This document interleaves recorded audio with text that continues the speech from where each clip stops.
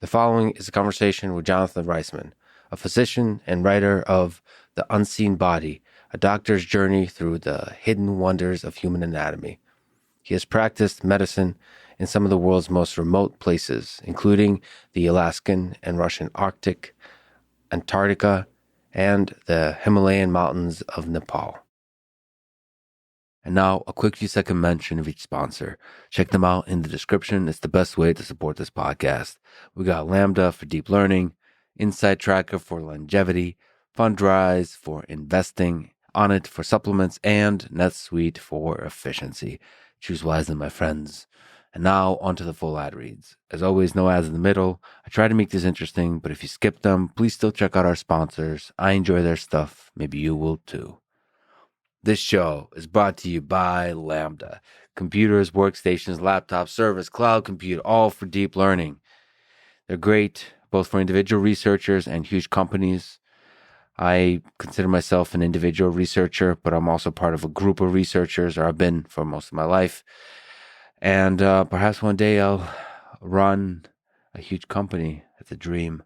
And all of those will involve a very large amount of deep learning. And there's no company that does this as well as Lambda. They have desktops. They have laptops. I have their laptop. It's freaking amazing. I love it. But it's already set up for you. It's plug-and-play access to very powerful computation. They have a Linux and a Windows version. I don't know why you would want a Windows version. If you're legit like me, now this is just me talking trash. You're going to be using the Linux version. They got PyTorch, TensorFlow, all the drivers. Everything's already set up for you. Super fast, super stable, just works great, and looks sexy too. I should mention that. That's very important. Probably the most important thing. You can check all of this out at lambdalabs.com/lex. This show is also brought to you by Insight Tracker, a service I use to track biological data. They have a bunch of plans, most of which include blood tests that give you a lot of information that you can use to make decisions about your health.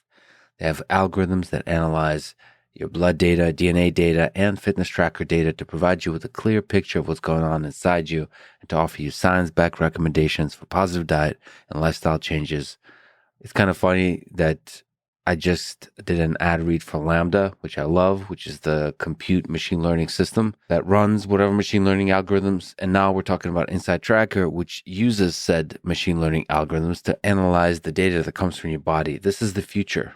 You should not be making lifestyle changes based on generic population data. Anyway, lifestyle decisions and probably the future of medicine should really be reliant on data that comes from your own body and not from a single measurement, but from a measurement across time. And that's what Insight Tracker is about. So you can go to insighttracker.com/lex, and for a limited time, you get special savings for being a listener of this very podcast. This episode is also brought to you by Fundrise, spelled Fundrise. It's a platform that allows you to invest in private real estate. If you're looking to diversify your investment portfolio, this is a good choice.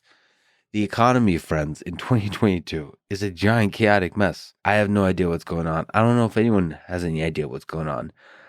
But I think one thing is for sure, diversification in this madness that's going on is a really good idea for your investment portfolio. And I think Fundrise is a great way to add diversity into your investment. I just love it when there's a whole class of things you can invest on that are made super easily accessible to you through a service like Fundrise. That's exactly what they do. Make it super easy, that there's not some complex thing we have to talk to a lot of people. No, it's a super easy to use service that allows you to diversify your portfolio. Over 100,000 investors use it. Check out Fundrise. It takes just a few minutes to get started at fundrise.com/lex. This episode is also brought to you by Onnit, a nutrition, supplement, and fitness company. They make Alpha Brain, which is a nootropic that helps support memory, mental speed, and focus. I use it as a super boost, rocket launcher for the mind when I need it. I don't use it every day. I only use it when I'm feeling pretty sort of exhausted and really need to go through a difficult thinking session, like a deep work session where I have to keep my mind focused on one task and stay there in the pocket. for 1, 2, 3, 4 hours. For example, right now I'm feeling incredible because I drank a couple of cups of coffee, so I don't need Alpha Brain. But if I wasn't feeling the way I'm feeling now, Alpha Brain would be part of the toolkit that I would be using. I love it. Anyway, as a listener, you can get a special discount on Alpha Brain at lexfriedman.com/onit. This show is also brought to you by NetSuite. NetSuite allows you to manage financials, human resources, inventory, e-commerce, and many more business-related details all in one place. Running a company is very difficult. See, to me, the thing I love is the idea generation, the brainstorming, the design, the engineering, maybe the small details like the grinding on the factory floor, the specific tasks that require skill that you develop over time. It becomes craftsmanship that you can achieve or strive towards excellence in that craftsmanship. That's what I love. But that's not enough. To run a business, you have to do everything.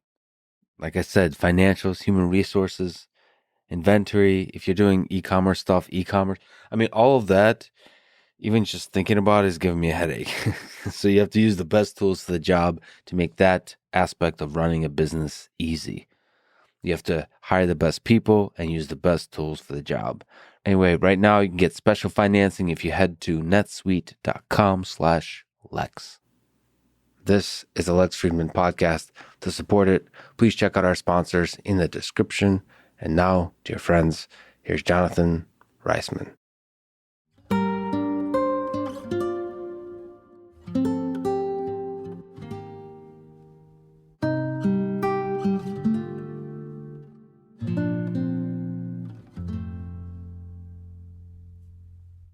You wrote a book called Unseen Body, all about the human body, the messy, the weird, the beautiful, and the fascinating details. So, from an evolutionary perspective, are most parts of the human body a feature or a bug? Is it like the optimal solution or just a duct tape solution? Great question. I think that most of the time, the way the body works is the best solution. I haven't seen many alternatives, so it's hard to compare. But I think, there's some parts of the body that make more sense than others. The way our hands work, for instance. The muscles are up in the forearm and then the tendons kind of come down like strings on a puppet.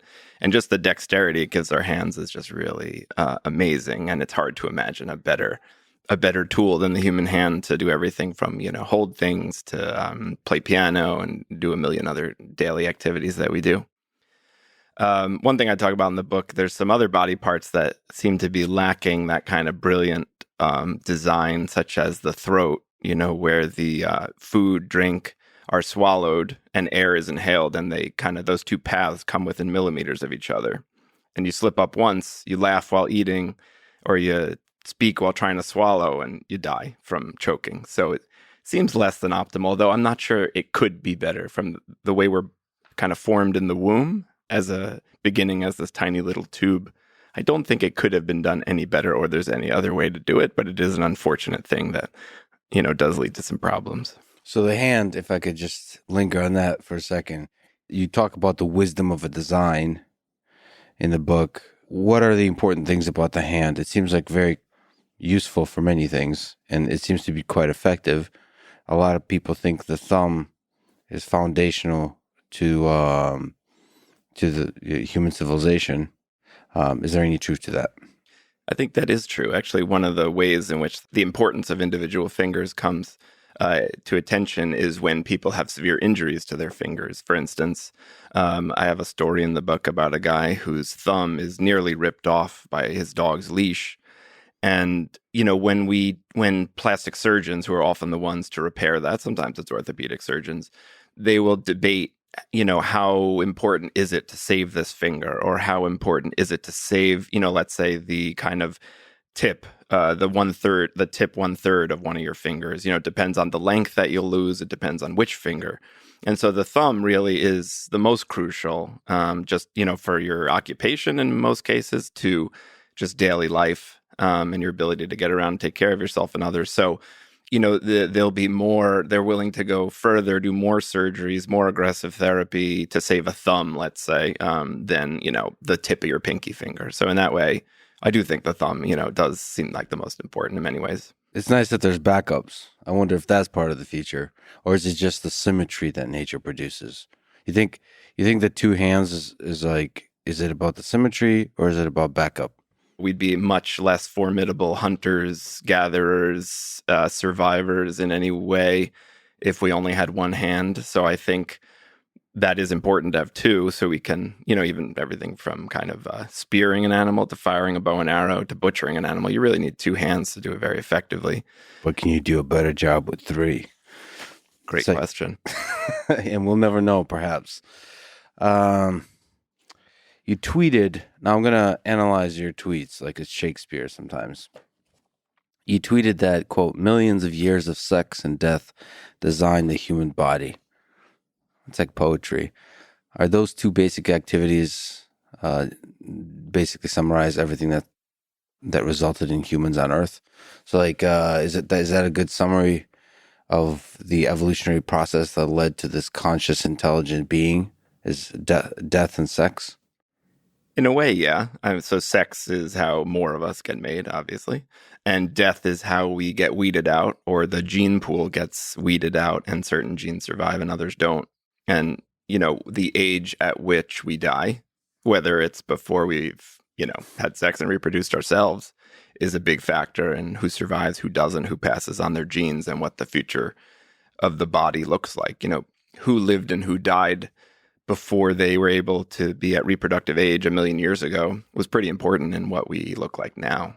And perhaps how we have sex and die now will determine what we're shaped like, unless technology has an even bigger role in that, 1,000,000 years from now. So you think that's fundamental to, like, if there's alien civilizations out there that have the same order of magnitude of intelligence or greater, do you think that we will see something like sex and something like death?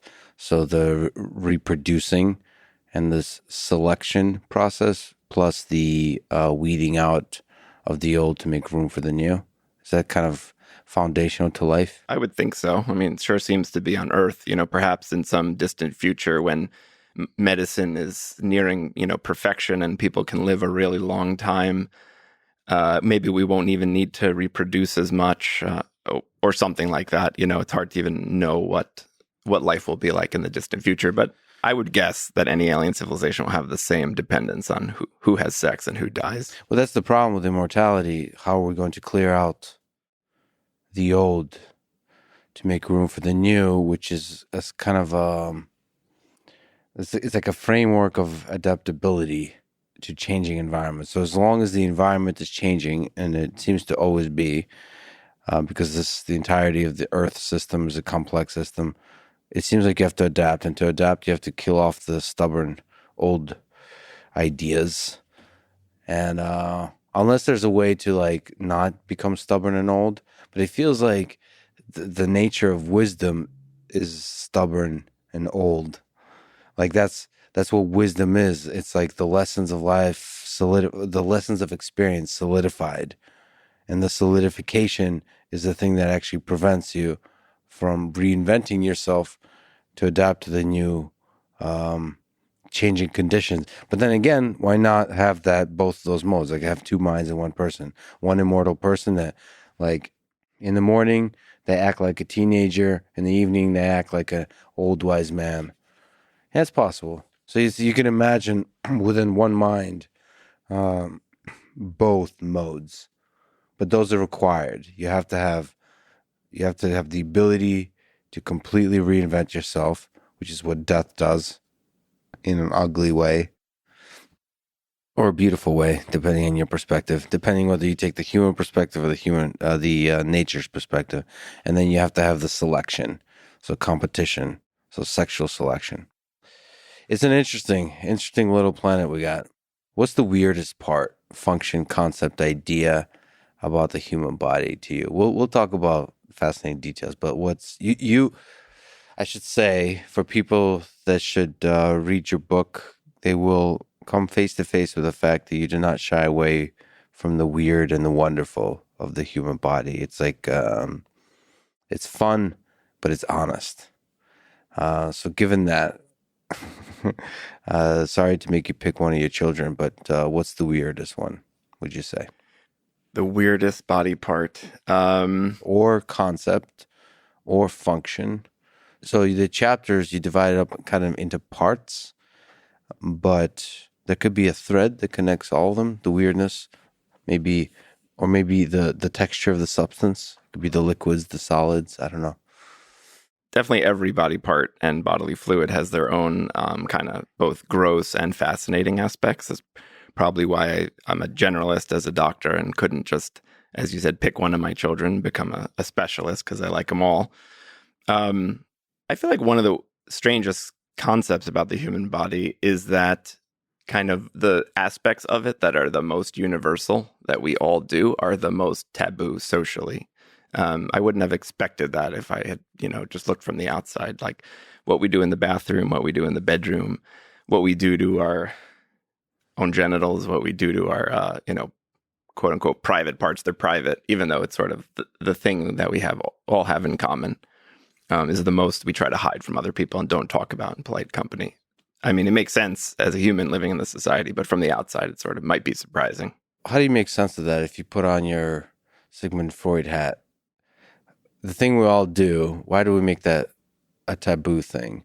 Is it because we like taboos? Maybe we get off, or maybe our kinks as humans is to have taboos, and it's kind of efficient to have taboos about the things that everybody does.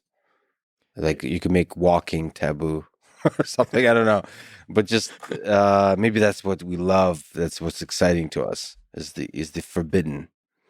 I think, yes, society loves rules for sure. They loves some societies more than others. They love controlling how you think and what you do in public versus in private. There's a lot of societies where, for instance, parents have sex in front of children.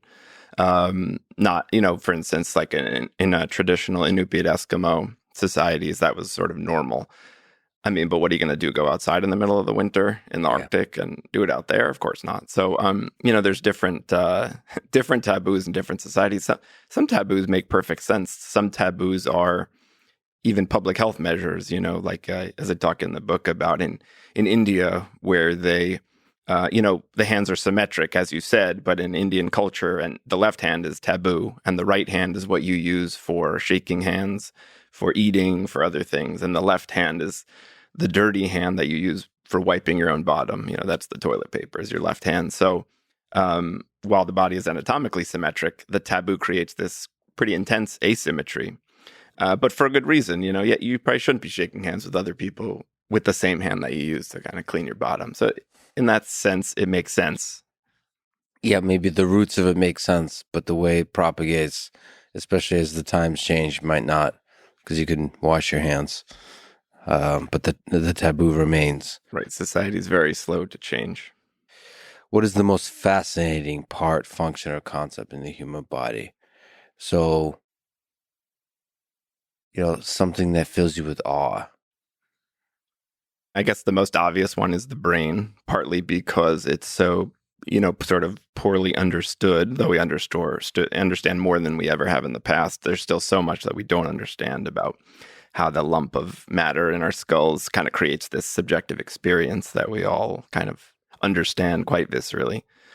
That's an easy one. I would say the kidneys are an underappreciated organ. The way they tinker with the bloodstream, raise levels of this, lower levels of that, kind of our entire lives from inside the womb until we die is just really incredible. And when you look at how much energy different organs consume, the brain and the kidneys are two of the biggest ones, because the brain obviously in us is always active and controlling parts of the body, but the kidneys are just consuming a ton of energy to do what they do. They're kind of the unsung hero of the body, relegated to the back of the abdomen like some forgotten organ, but they are great. I did consider being a nephrologist, which is a kidney specialist, because I was so taken with the kidneys, but decided I like all the organs, so couldn't pick just one. So your book is ordered in a particular way. It's throat, heart, feces, genitals, liver, pineal gland, brain, skin, urine, fat, lungs, eyes, mucus, fingers and toes, and blood. All right. First of all, great chapter titles. Is there a reason for this ordering, or is it all madness? There's a few different reasons that went into it. I did want to start with the throat for the reason that it kind of presents the topic of death, which is sort of obviously very important in the training of a physician, in the career of a physician. It's a big part of what I deal with. On the first day of medical school, we started the dissection of a cadaver in the class called Anatomy Lab. And so in a way, we were kind of thrown right in there in the beginning, like, this is the end of the human story, and understand this. And then we sort of backed up to the beginning with embryology and reproduction and stuff. So it's kind of like I got thrown into that right away, right in the beginning, kind of like, here's a dead body. Now start cutting it apart and learn the name and function of absolutely every bit of flesh. How did that change you, that first experience with the cold honesty of human biology? Right, that's exactly what it was. It's cold honesty about the kind of the story of each individual human body. It has an end, and that's it. I think that, actually before the end of that first day, so what we did on that first day was study the superficial muscles of the back, like the lats or latissimus dorsi and some other muscles. We cut through the skin of the back. My cadaver was laying face down on this metal gurney. We pulled back the kind of plastic sheets that would keep him moist for the next 4 months as we dissected him, cut through the skin on his back, and then started dissecting through the superficial muscles of the back. And that was really all we saw that first day. We didn't get any deeper, didn't enter the abdominal or chest cavity to see internal organs, but I was so fascinated with this sort of behind the scenes look at how things work in the body, how you move your arms, how you arch your back. These are the muscles that do it, that I decided I wanted to donate my own body for the same purpose.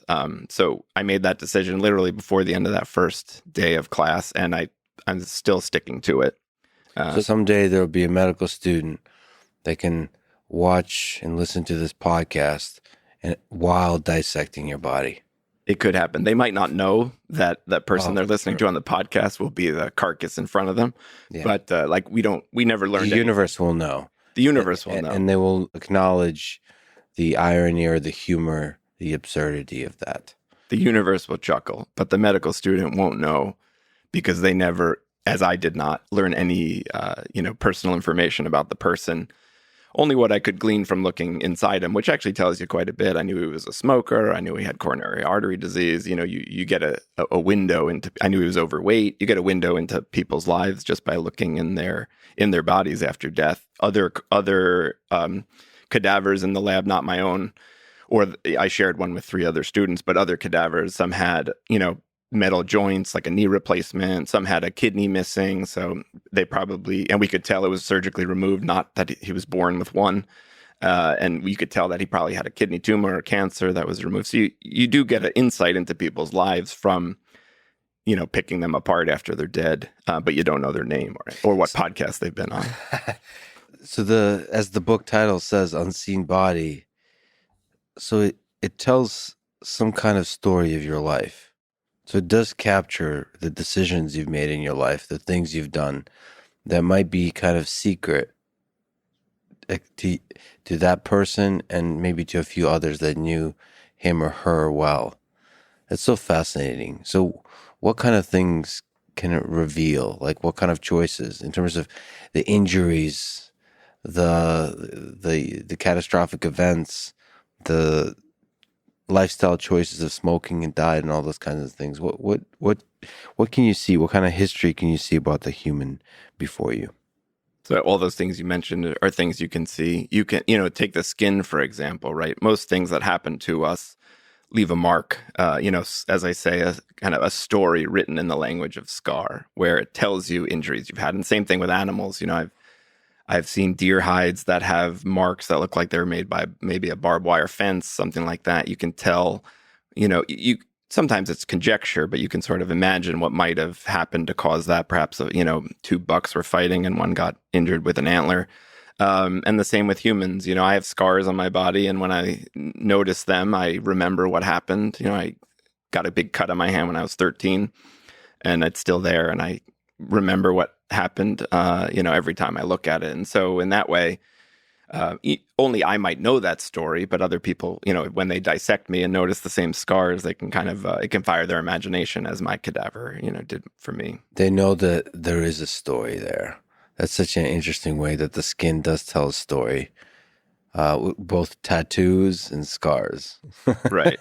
And Some of even the fun you've had and some of the damage you've done. right.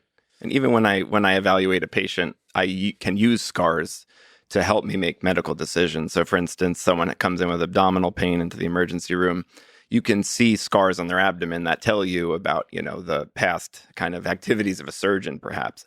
I recognize the scars that are left when someone has their gallbladder removed, the scars when someone has their appendix removed, when someone's had a hysterectomy, and that can tell you what it might be or what it isn't. If someone doesn't have an appendix, their abdominal pain's not appendicitis, end of story. So in that way, I'm sort of looking at the tracks or the footprints of past surgeries to tell me what might and might not be the cause of this patient's abdominal pain, which is kind of my main job in the ER, is figuring out what's causing it and to help them. Is there ways to get more data about the human body as we look into the future of medicine biology that would be helpful to fill in some of the gaps of this story? So, you have companies, you have research that looks at, collection of blood over long periods of time to see sort of, paint a picture of what's happening in your body, mostly to help with lifestyle decisions, but also to, to anticipate things that can go wrong and all that kind of stuff. Can you just speak to a greater digital world that we're stepping in, how that can help tell a richer story? I certainly think that we have more data than we know what to do with right now, especially with kind of direct-to-consumer medical devices, smartwatches, et cetera, that are just collecting these reams of data. I have not seen them put to, I think, the eventual use that they will. I think that the potential is sort of just, unimaginable. And I hope we're heading into a new age where, you can determine, for instance, is a person going to have more of the dangerous side effects to a drug based on their genetics? Or are they going to tolerate one drug better than the other, based on their genetics? And we are slowly moving into that age, and especially the age of kind of completely synthesizing drugs in a lab. Much like, for instance, some of the COVID vaccines, actually, like Moderna never had the virus in their lab. They made that vaccine completely without ever having the virus themselves, just by having the genome, which is sort of astounding. And there's a lot of potential going forward, based on that technology and some others. Oh, I didn't know that. So it's all in the computer. It's computational. Right. You have the genetic code. You have tremendous power, even if you don't have the organism itself. What do you make of Elizabeth Holmes and efforts like that? First of all, I am curious. I'm drawn to the darkness in human nature because that somehow reveals the full spectrum of what humans could be. So there's a lot of sort of controversial thoughts about who she is and her efforts and so on. I think you may have even tweeted about it, but I've read a lot of your tweets, so I'm now forgetting. But what do you make of her and both those efforts and the charlatans that sort of snake oil salesmen that promise those efforts to do more than they currently can? I think that her, that goal that she had, that she created Theranos to try to achieve, to use less blood in tests, is a very worthy goal and a huge frontier that we have not achieved and that I hope we will achieve. So I understand why, what someone describes, what a huge step forward that would be. And it would be indeed. I understand why people put a ton of money behind it. Can you describe what was the promise? What are we even talking about? What's Theranos? Just for people who don't know? So Theranos is a company that was basically started to revolutionize the way medical blood tests are done, both to use a whole lot less blood in doing it. If anyone's ever been to the doctor and had 5 to 10 tubes of blood removed from them, it can be quite surprising how much they take out. And it's, that's the limitation of our technology, that we need those volumes of blood to run all the tests that we want to. And so the promise of Theranos was that perhaps with a single drop of blood, we would be able to know as much about the condition of their body without drawing all that blood. And thereby, there would be these devices she was going to create that would sort of do it. You put a drop of blood in and it spits out everything you ever wanted to know about what's in your bloodstream. And in a way that would make it so much easier. It could be, you could have one in your home theoretically, and I don't know why you'd wonder what your potassium level is on any given day, but you could check if you wanted to. And so that goal is very worthy. I put that goal up there with the frontier of making painkillers that are as good as opioids without the addictive quality. That would be such a huge revolution if we did have that in medicine. And particularly for me, because I trained in both pediatrics and internal medicine, so I learned to care for both children and adults. In children, we do draw much less blood. They have a much lower blood volume, and we use these tiny little tubes to draw their blood, and we seemingly get equivalent information out of the larger tubes we draw from adults. And I'm still unclear, to be honest, why we can't draw that little amount of blood from adults. It seems technically possible. I don't know what the barriers are. I'm sure there are, or else we'd be doing it. But I do think that it is a very important goal. And if Theranos had done it, they would have really revolutionized the practice of medicine. So to return to that cadaver, that first day when you got to meet with a human body that's no longer living. So how quickly did it take for you to get used to sort of, you said, looking at the surface muscles of the back? I mean, that can be overwhelming as a thought, and people listening to this that have never dissected anything might be overwhelmed by that thought. So, like, how quickly were you able to get used to the brutal honesty of the biology before you? For me, it did not take long at all. I guess I've never been a squeamish person. So for me, it was kind of riveting and fascinating right from the first moment. But I do know some of my fellow classmates did have some trouble with it. Some of them I heard had nightmares in the first few weeks of anatomy lab.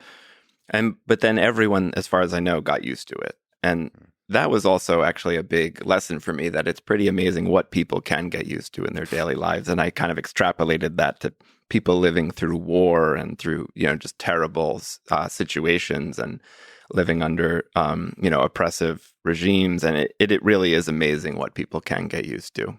Almost anything. But in war, people often come back and they have nightmares. They suffer through it. There's PTSD. There's a lot of complicated feelings with that. Are echoes of those same complicated feelings possible in the case of training to be and becoming a doctor? It's a good point. Yeah, I think, sometimes just as, a barbed wire fence can leave a scar on your skin, emotional, psychological experiences can leave a mark on your brain or your memory. And I think that that definitely could be a problem in medical training. You do see a lot of things that are very shocking, very repulsive, things that you'd never forget. I know one of those students that had nightmares initially went on to be a surgeon. So I imagine she's not having the PTSD of kind of seeing inside her first dead body, because she sees inside them all day, every day now. But I'm sure it could. We go on to see so many kind of grosser or more shocking things in medical training through medical school, and then by working with actual living patients, not just dead and embalmed bodies. So I do think that things can leave a mark, but I don't think that initial cadaver would be the most traumatic. Yeah, but maybe some of that trauma, the demons make you a better surgeon. Just like some of your own psychological trauma might make you a better psychiatrist.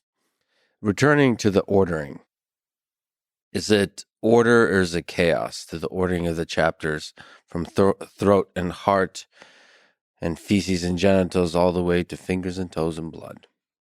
So I did mention that, the throat was the first one because I kind of wanted to throw the reader right into the brutal honesty of death.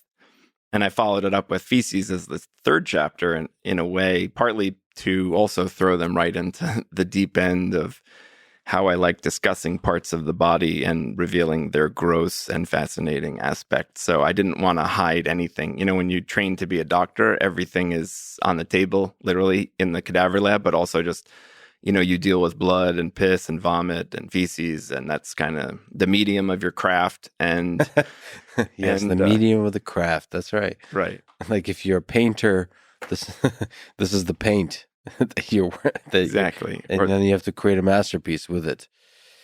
Like almost like a dance, because there's multiple painters. One of the painters is the biology. So let's return to throat. You mentioned it's a weird one. So first of all, a friend of mine said, I just see humans as like a bunch of holes that just walk around. Not untrue. It's a funny way to look at humans. So we have ears, we have nose, we have mouth, we have the sexual holes, vagina, penis, and then what's the medical term for your asshole? Anus. Anus. Thank you. This is a very technical discussion. The rectum's further in. Don't confuse the two. Oh, that's very important. What is there a difference between throat and mouth? By the way, so when you say throat, are we talking about when that hole actually becomes tubular? So the throat I would count as just sort of the very back of the the back of the mouth, where the nose also comes down and meets it, where the tonsils are and the uvula.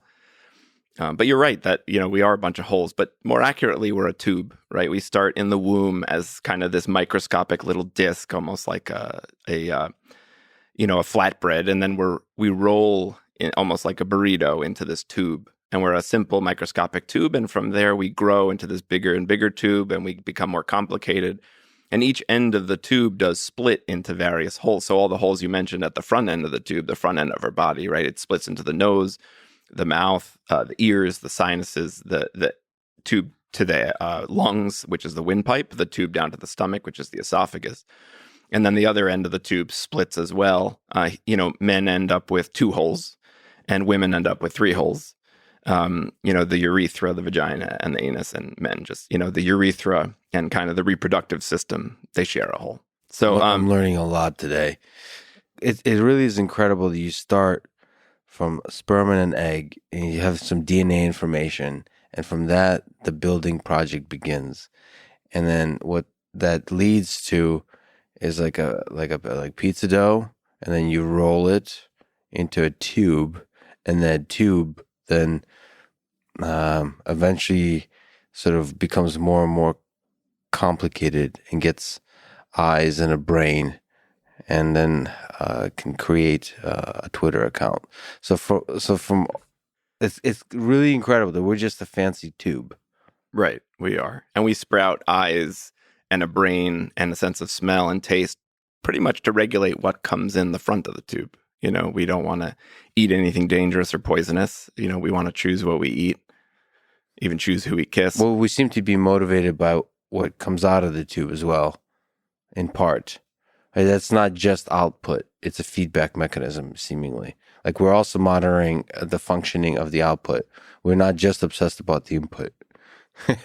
We're very obsessed with the output. You're absolutely right about that. People, have medical complaints about their output very often that are, I never cease to be surprised by a new kind of complaint or observation about the output. I think people have gone to wars over the output, and maybe sometimes the lack of the output or the desire for output for the particular other humans that you fancy. The brain and the eyes that sprouted somehow convinced the rest of the body that this one particular other tube is fanciful. So you're going to go to major wars and lead global suffering because of the fancy and the desire for additional output with the other tube. Okay, so on the throat, that part of the tube. Is it? You said the design is not. You could have thought of maybe a little bit better options because it's too multifunctional. Is that? Can you sort of elaborate on the multifunctional nature of this part? Are a lot of parts of the human body multifunctional, or do you find that more specialization is going to get the job done better? There is a lot of organs, for instance, do have multiple functions. The pancreas has two is like two organs in one. One, secretes hormones like insulin into the bloodstream, and the other aspect of it secretes digestive enzymes into the gut to help you digest and absorb food. The liver is like 15 organs in one. It's just amazing how many different things it does. But the throat, so basically the problem with the throat is, as I said, we have two tubes that are right next to each other in the throat. One is for food, drink, saliva, mucus, snot, whatever you're going to swallow. All of that stuff must go down the esophagus, the food tube, and end up in the stomach. And right next to the esophagus, millimeters away, is the windpipe or the trachea, which goes down to the lungs. And your throat does these daily gymnastics to keep everything but air out of the windpipe because, you slip up once and you can die. You can choke, you laugh or speak while eating and it's curtains, unfortunately. So it seems like, every aspect of the body when I was learning about it in med school seems so brilliant and so perfectly designed by evolution or whoever you might think designed it to, favor survival, to enhance life. But the throat seemed the opposite. It seemed set up almost for failure. And, we developed all these mechanisms as a compensation, right? We have the gag reflex whenever food or something is headed towards your air pipe, your windpipe, or down to your lungs. Your throat has this sort of like rejection of it. It pushes it away in a gag reflex. At the same time, we have a cough, which is something our body does when something inappropriate does get down the windpipe. When we get a little food down the wrong pipe, we end up coughing, and the coughing does usually flush it out. And get rid of it. We even have something called the mucus elevator in our lungs, which is this constant flow of mucus up the airways, up to the trachea, dragging with it all kinds of particulates that we've inhaled and perhaps some food that went down the wrong pipe and drags it up into the throat, and we swallow it kind of unconsciously all day, every day is the truth. Even the mechanism of swallowing is super complicated. It uses a number of cranial nerves. It uses over 15 different muscles. It's this coordinated act to keep food out of the airway. You can see someone's Adam's apple in their neck kind of jump upward when they swallow, which helps lift the airway up against this kind of the epiglottis, which plugs it closed and allows food or swallowed drink to kind of skirt just past it. But every time we swallow, those things do come within millimeters of going down the wrong pipe. And it's just thanks to these kind of compensations, these adaptations we have to the danger of the throat that keeps us alive. As I actually took a sip of water, it's kind of, it makes you appreciate the wonderful machinery of it all. By the way, we have pulled up your Instagram that people should follow. You have a post about the throat and just showing so many different components from the tongue to the trachea, the esophagus, just the entire machinery of it all. The teeth for the chewing. It's so interesting. And so a lot of the structure of this, the anatomy and the physiology, does it echo other mammals? Are we just basically borrowing a lot of stuff from evolution and maybe making small adjustments, maybe due to the fact that we're not using our mouth to murder things as other predators might? Right. We use our thumbs. Exactly. We have hands. We don't need to bite them. There's a lot of overlap between different animals, which I find very comforting and fascinating.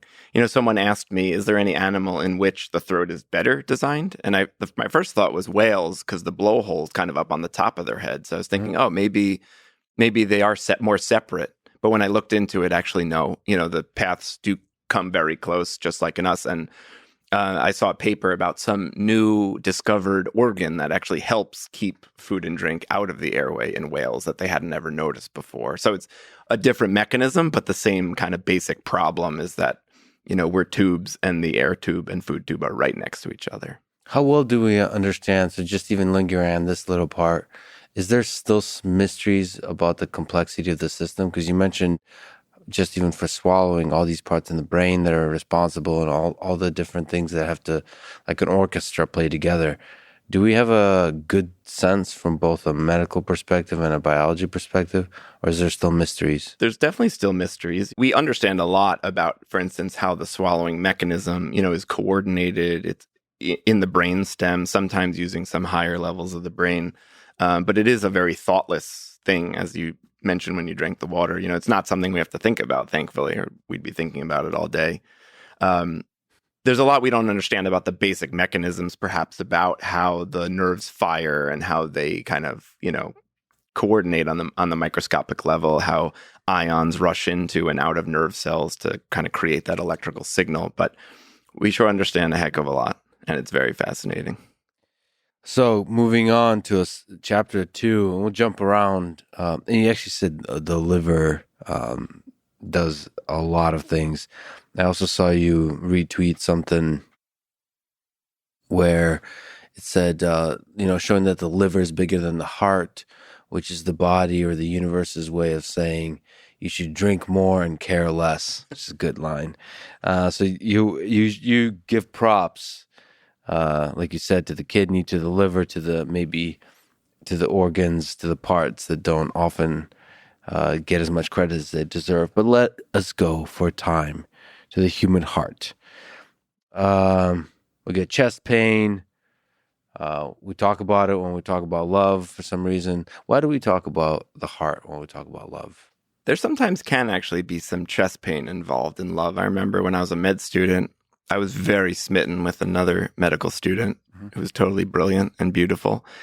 And it actually does cause this kind of burning in your chest. I don't know what that is. I don't think it's from the heart itself. I don't know if it was like acid reflux because I was so nervous. I'm not really sure. But I definitely felt something in my chest whenever I saw her. Yeah. I don't know what that is. But you could see why someone might think, oh, maybe it is your heart. That's kind of the most prominent organ in your chest. When people come to the ER with chest pain, the big question is it my heart? And that's my main job, is figuring out if it is or not. So I could see why. The way ancients saw the functions of different organs is fascinating, but often hard to explain. Would it be fair to say that if you look at the entirety of human history, the way most people die has to do with the heart? Well, like in America today, cardiovascular disease and coronary artery disease is one of the most common, perhaps the most common cause of death. 100 years ago, 200 years ago, it was probably not. People were not living as long, and people were dying of infections that we tend to die less of these days. Sure. That's true. But in terms of things to stab, so I'm trying to sort of introspect, like why talk about the heart and love. My thought would be that is because the heart was seen as the most important organism. It would be like the origin of life comes from the heart, the originator of life. And the way you figure that out from sort of an ancient perspective is when you stab things, what is likely to lead to issues. It's like it's possible to imagine that the brain is not as special as we might think from when you don't understand modern biology or physiology or neuroscience, all those kinds of things, especially because pain, it's painless too. If you stab it, the brain, I mean. Yeah. Anyway, so that's really interesting. I'm sure there's a kind of a poetic answer to maybe the way people wrote about it. But what to you is the wisdom in the design of the heart? I mean, the main function of the heart basically is to push blood through the cardiovascular system, through the branching blood vessels to feed every cell in the body. When I believe our ancestors started off as single-celled organisms floating in some ancient brew, and they were surrounded by the medium that would bring them all the nutrients they needed. So there's no issues there. And then once you start getting multicellular organisms, the kind of that are thicker, and the ones on the inside aren't in contact with that sort of nutritious brew that they're growing in, you kind of need a way to distribute those nutrients to every cell. And so that's what the heart and the branching vascular tree do. So the heart, it's the biggest disconnect between how the organ's talked about in poetry and through history versus its actual function is probably the heart, because we ascribe all these things like love and passion and life itself sometimes to the heart. But actually, it's just a simple mechanical pump. That's all it is. I don't want to downplay it. It's amazing. But, it just pushes. It fills with blood and then squeezes it. Fills with blood and squeezes it. And just that squeezing, that pushing creates the blood pressure that you need to get blood to every cell in your body, especially when you're standing upright. To get blood to your brain, you need a certain amount of pressure to get it up there. Isn't it amazing to you how much volume of blood just gets pushed through by this pump? Absolutely. They say every red blood cell takes about 5 minutes to circulate and come back to the heart. And that circulation kind of, starts in the womb and continues and kind of until the moment that we die. But the volume is tremendous, and it can never, take a break, basically. And it's sort of propagating all kinds of stuff throughout the body. It's a delivery mechanism, blood, for all kinds of good stuff and bad stuff, nutrition, drugs, all of that. Right. Medications, too. Medications. Such a fascinating design. Right. And it also takes the waste away. It kind of brings the nutritious stuff, brings the nutrients, especially oxygen, but many other things. And then it also, as it passes the cell, takes the cell's waste. So it's sort of the fresh water and the sewage system in one. So about blood, what to you is fascinating about blood? So we talk about the pump that spreads the blood, but the blood itself. Right. So the blood itself is sort of, it's the most important bodily fluid, of course. It, from moment to moment, every cell in the body needs a flow of blood to bring it, most importantly, oxygen, but also, again, all the other nutrients and to take away waste. And if that stops for even a few moments, you can be in big trouble. So blood is sort of, the most important medium. It's also, doctors use it to kind of evaluate the body. It does have this kind of all-seeing quality to it where, we can evaluate organs through the blood. I can tell you about your liver, your heart, your kidney, just by taking a sample of your blood. So it's sort of like this crystal ball in a way, and we use it kind of all the time, to assess someone's health, to assess their disease.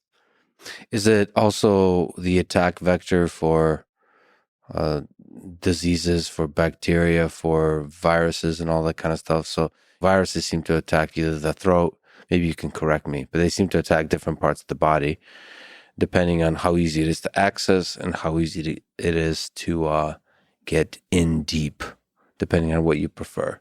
If you want to do a little bit of hard work, but you get in deep, or you don't want to do the hard work, but you don't get in deep. Those are the choices viruses have. But is blood one of the sort of attack vectors? What's like, if you were trying to break into the human body, like a parasite, a virus, a bacteria, how would you do it? Like, what would be the attack vectors you would explore?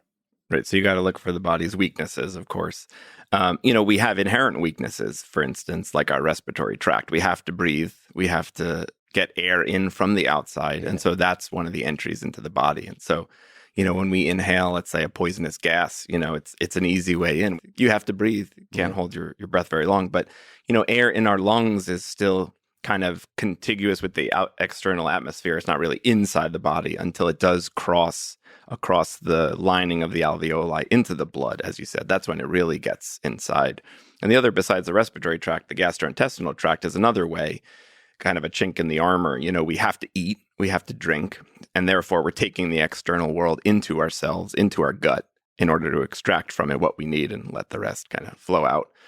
So those two, the gastrointestinal and respiratory tract, there's a reason that, respiratory tract infections and gastrointestinal infections are kind of the most common that afflict us, because those are the ways in to the body. So I would definitely pick one of those.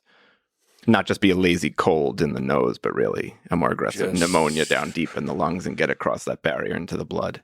But also the whole sex thing that humans do. So speaking of which, let us go for a time to the genitals chapter. So what are genitals? I think I've heard of those.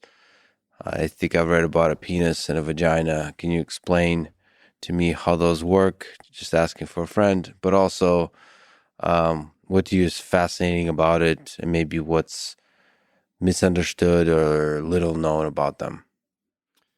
Sure. So they're very unique organs. I would say one of the things that I like to point out is that, while every organ from moment to moment keeps us alive and ensures our survival, the genitals are in a way the opposite. We don't need them from moment to moment. You don't even have to use them at all. And in fact, they often make us do stupid things that are the opposite of kind of enhancing survival. So and they've affected the brain, and you can become sort of focused and nuts based on those desires that kind of stem from the genitals. So they can be dangerous organs too. But sexual dimorphism helps with genetic variability, as it does in so many other organisms. You take two people and mix them together, their genetics, you just get a lot more variation and more opportunities to try different genetic codes and see what'll enhance survival, as we talked about sex and death. I talk about in the book a lot of, for instance, the female genital tract, how the uterus is very unusual because, it doesn't even sort of wake up and start doing its thing until the second decade of life. It's even though female babies are born with all of the eggs they'll ever have in their ovaries already. They're just sort of in this stasis until they start waking up kind of once a month. And it's this cycle. There's so much in our bodies that are cyclical and rhythmic, the heartbeat, the breathing. But menstruation is kind of a very strange rhythm that takes over a decade to start. And only, the rhythm beats once a month, which is very slow compared to every other rhythm of the body.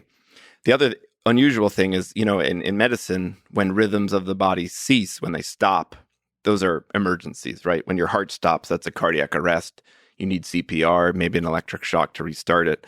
When your breathing stops, you need a breathing machine to breathe for you or something to reverse whatever might be causing the suppression of your breathing.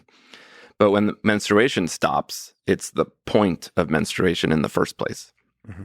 The whole reason that the uterus grows a lining and sheds it each month is to one day, get the ovum to get fertilized and for it to implant in the lining, and then the rhythm ceases. And that's obviously not a medical emergency, unlike most other rhythms, cessations. It's the point of the whole thing in the first place. So these particular penis and vagina, or that whole thing, the uterus, whatever. Am I not using the wrong terms? I don't know. I'll just keep saying... we use those terms. There's more technical, there's parts, various parts. Yeah. In medical school, you learn every bump and, every little part of every little organ, and including the genitals. So I never really thought of it this way, as you said, is that most organs are kind of full-time employees, like 24/7 they're doing something. And then there's some organs, penis, vagina being representative of this, they're not functioning all the time. They're only functioning every once in a while and then get us to do stupid stuff or awesome stuff and all that kind of stuff. But they're not essential for human survival on a second-by-second basis. Then the whole cyclical nature of the human body. How many other cycles are on a monthly basis, like that far apart? That's a fascinating design, that the human body would do that and wouldn't start until the second decade of life. It's almost like, what do I want to say? There's some kind of meta planning going on. Like, this is the optimal solution for the sexual selection mechanism among somewhat intelligent species. Like, it's useful to, after the brain has developed sufficiently long, to now be making sexual selection decisions. Like, you need time for this computer, this really powerful computer, to load in the info. Interesting. You also need the body to develop. A child simply isn't big enough to be pregnant and deliver another baby. I wonder if there's animals in which this happens at a much more accelerated pace in different stages. Definitely, especially, certain kinds of insects, like Drosophila, a lot of the fruit fly, a lot of experiments are done on because their life cycle is so rapid. A lot of kind of insects and other creatures are almost ready to mate as soon as they're born. Not us. Not us. Is there any improvements to the design? So a lot of people are very interested in these particular body parts. If you were to sort of step back as a geneticist, biological designer, or maybe a computer scientist, computer engineer trying to build human 2.0, or maybe a robot, how would you improve the penis and the vagina? Well, the penis, for starters. I mean, let's also discuss the testicles. They're very important too. Okay, so they're yes, right. So they're fragile and they're important, and yet they're hanging off the body in danger, basically. So, does that make sense? they begin in the womb, they begin inside the abdomen and they slowly descend. And sometimes before birth, sometimes in the first year of life, sometimes never, they pop out of the body and end up hanging in the scrotum. There's a reason, because the chemical reactions that create sperm function best at a few degrees cooler than body temperature. And so that's why you might notice in the warm weather, they might hang further down. And in the cold weather, they scrunch themselves up to get closer to the body to maintain that ideal temperature, a few degrees cooler. So it's hard, if you could create a sperm production mechanism that did not rely on that lower temperature, that would be great. Keep them inside the body protected like the ovaries are.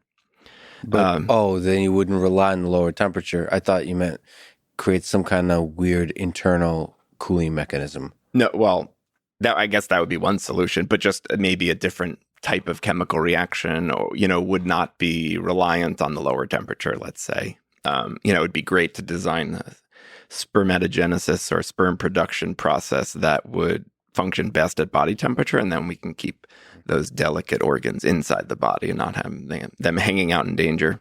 Or maybe the argument for this design is maybe it's nice to put them in danger so you are constantly concerned about it.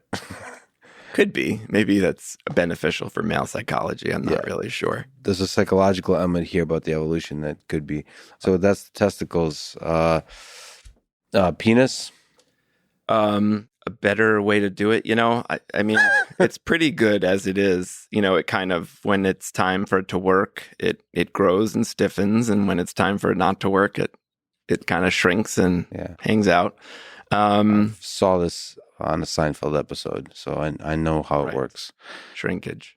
Yeah, that was a good one. But, that's also a bit unique, I suppose, that, the way it has this erectile tissue. Actually, they're similar in the mouth of certain baleen whales. There's a certain similar kind of erectile tissue that helps cool them off because they have so much blubber and creates so much heat in moving around and feeding that they have actually a similar to the penis organ in their mouth that helps cool their bodies, because it's a big problem. They have to store all that blubber for fuel, but it makes them too hot. So as a compensation, they have this kind of erectile organ in their mouth. Okay. What about vagina? The fact that miscarriages sometimes happen because of sexually transmitted diseases, because of trauma. It'd be great if the uterus where the growing fetus is sort of even more protected from those things.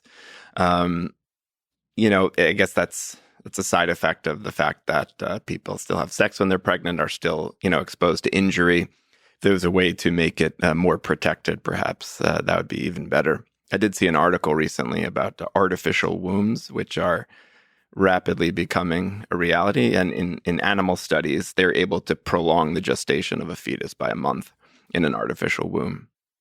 Can you explain the artificial aspect of the artificial womb? Sure. It's I believe it acts almost like a heart-lung bypass machine. So when someone's getting like bypass surgery, their heart is stopped. Literally, they throw ice in the chest and they give a potassium infusion through the blood, which stops the heart. But the blood is run through a machine that basically does the work of the heart and lungs together, gets oxygen into the blood and then pushes it back into the body. So I believe it's a sort of similar mechanism to keep blood and nutrition flowing to this fetus. And so it's just not inside the body of a parent. It's in some kind of other device. But I think that science is going to rapidly improve. One benefit is, babies are born premature. And while, neonatology is able to continuously kind of lower the age of viability through better technology and understanding medicines and other things you can do to premature babies when they're born, ideally, if, let's say, premature labor begins, you can't stop it. That baby's coming out one way or the other. If you could just then stick it into an artificial womb where it can continue its development, that would save a whole host of problems. Often those babies born very early suffer from damage to various organs, including the brain, for the rest of their life. So that could be a very important technology. So some aspects of the human body, we can develop technologies that outsource them, sort of offload some of the stress and the workload from the human body to do it elsewhere. Like dialysis does that for kidneys. People can live decades without kidneys as long as they get dialysis, which does the work for them. Not every organ can do that. For instance, the liver, there's no dialysis version for the liver. Like if your liver fails, you need a liver transplant, and that's the only thing that's going to do it for you.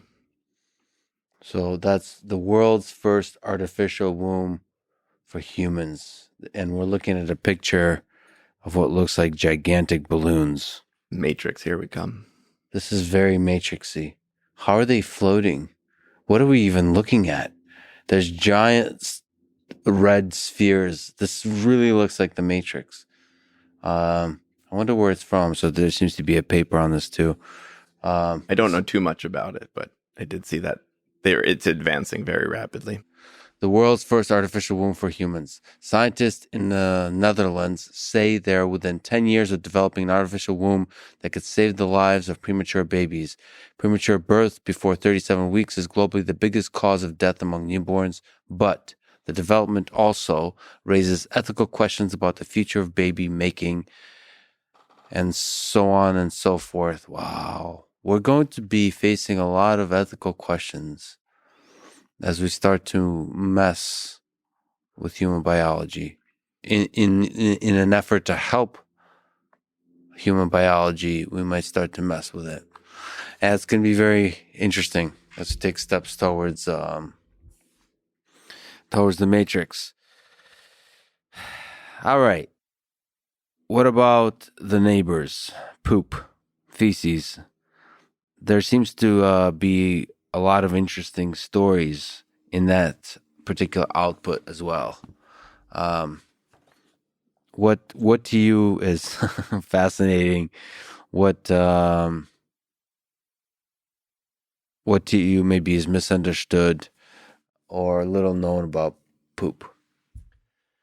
Well, it's hilarious for one thing. Yeah, that we do it. To say it. Okay. The word is great as well. Yes, there's so many different words. I do, when I'm talking to the parents of pediatric patients, I use the word poop.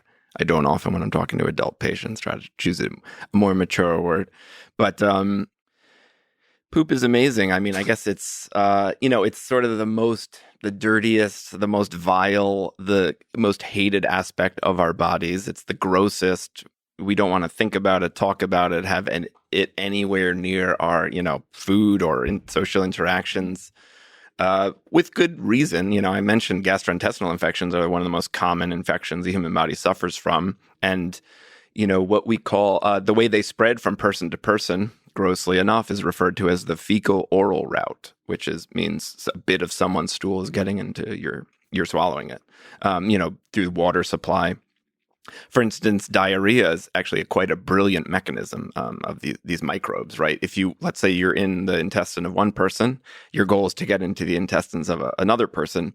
Brilliant to just trick their intestines into secreting all this fluid into the intestines to increase the volume of stool and its runniness so that when they do poop, it gets into the water supply and then everyone else kind of ends up getting infected as well. Wow, that's brilliant. It's genius. Just the same way tuberculosis or coronavirus kind of infects your lungs and makes you cough, and you send it out into the air and it ends up in other people's lungs. And that's all evolution. Yeah, it's brilliant. So diarrhea is intelligent, is a big takeaway lesson. It's one of the most intelligent things we can do as an entirety of an organism, not just a particular cognitive organism, but there's we're made up of bacteria and viruses, and there's a lot of visitors and so on. As the entirety of the system, diarrhea is one of our better accomplishments. It's fascinating. Well, I wonder, why is poop funny? I think a lot of that is socially constructed, just how it's sort of supposed to be hidden away, yet something we always do, something, we chuckle about as children. But even in healthcare, it becomes this big topic of conversation because you end up talking about it constantly. Like in the ER, people come in, there's complete strangers, sometimes like a nice old lady who resembles my grandmother, and all of a sudden I have to ask her all about what's happening in the bathroom. Like, is she straining? What color is it? What's the consistency? Does it float on top of the water more than it should? Is it hard to flush? I mean, there's a million different questions you learn as a medical student, and you're like this poop detective when people come in with issues. And so it's funny, I guess, in the exam room with the doctor-patient relationship, there's sort of no barriers. You talk about everything, and you're talking about the most intimate details of a person's life, even though you just met them a second ago. It's so different than normal social interactions. Yet there is this social aspect. A lot of what I do is social. It seems like doctors, what they do is mostly scientific, but actually it's just relating to another person, and you have to maintain, your professional demeanor and this normal human level interaction, even though you're talking about poop. And that's a skill, that's an art and a science. Well, okay, actually, I want to linger on that because I'm a fan of just diving into conversations right away with strangers, just getting no small talk. And this is like the ultimate. I don't know if it's the ultimate, but it's one version of no small talk. You get right to the point. That's really powerful from a psychology perspective. You're a kind of therapist, or you have the power to be a therapist. I don't mean just about the medical condition of the body, but the psychological. There's so much fear connected to this concern, also self-doubt, insecurities, even sort of existential thoughts about your mortality. All of those things are right there in the room. So I think one way doctors deal with that is they kind of have this cold way about them. They almost like a dual mode. One is like, I'm going to be friendly on the surface and cold about the brutal honesty of the biology. But I wonder if there's like a skillful middle ground, this dangerous place where you can help people deal with their psychological insecurities, concerns, fears, all those kinds of things. Is that just really tough to do? Yeah, it's a huge part of being a doctor is dealing with the psychological aspects of whatever's going on with a patient's body. I mean, in the ER, you deal with psychiatric emergencies kind of left and right more than ever these days. And, that's a huge issue, not to mention sort of drug use, alcohol-related stuff. That gets into sort of psychology and the human love of intoxicants and changing the brain's chemistry. And habit, of course, we're creatures of habit, and that plays in as well. I mean, a big part of, for instance, pediatrics is reassuring parents and kind of convincing them, giving them the confidence that what's going on with their child is not serious, will go away on its own, does not need any particular intervention. But adults too, reassurance is a huge part of the game.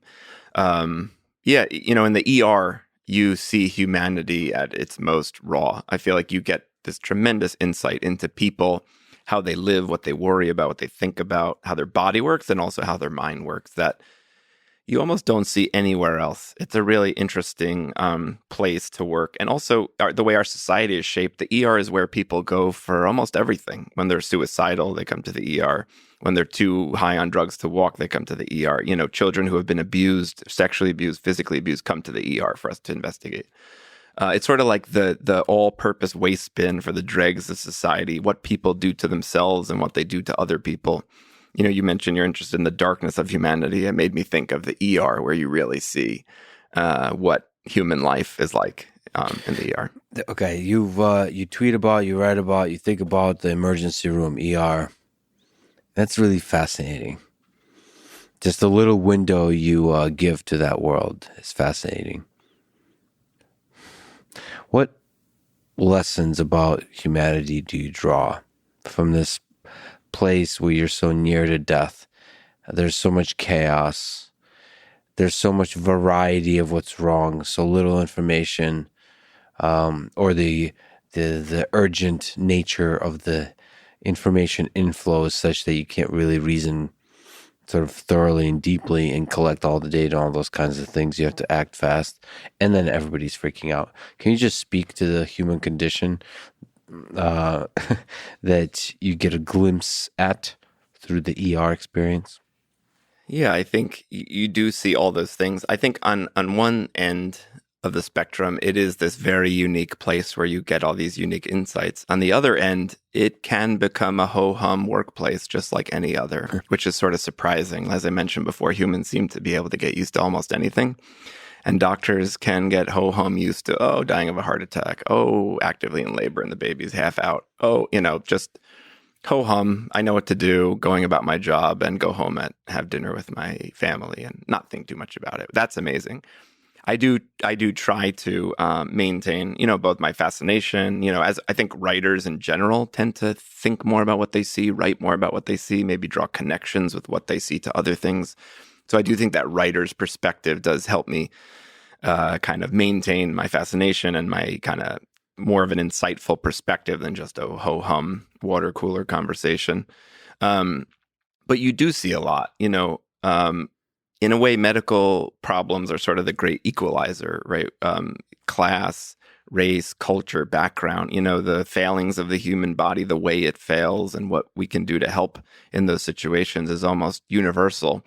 I always like this quote from, Chekhov was a doctor and a writer, and he treated a lot of peasants very low class and also treated a lot of aristocrats. And he wrote that they all have the same ugly bodies, basically, which I think is really right on. And, it's sort of, you can see people underneath a superficial layer of clothing. Maybe it's the most expensive clothing bought from the fanciest places, but underneath their body is still failing in the same way. And they still have the same anxieties, the same worry about mortality, the same concerns about why their poop turned green today. All these things that they bring to the table. So in a way, it is this great equalizer where people are kind of all the same in some ways. Yeah, I feel like people sometimes, class, money, fame, power makes you for a time forget that you're just a meat vehicle, and just as good and just as bad as the other meat vehicles all around you. In that sense, there's this question sometimes raised, are some people better than others? And I usually answer no to that question because of that. Yeah, some people might be better at math. Some people might be better at music. But in the end, we're just meat bags. Beautiful as we are. There's a poem that just, a small tangent I want to take. I just saw it, Just Acting, that you have written. I have to, would you classify it as a poem? Yeah.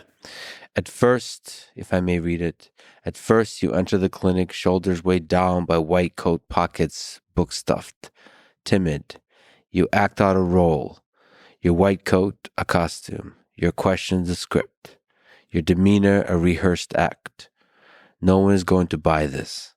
But then, as you play the role again and again, repeating the lines and emotions, the script slowly dissolves and the interaction becomes thoughtless, and the rehearsed act slowly fades into a profession.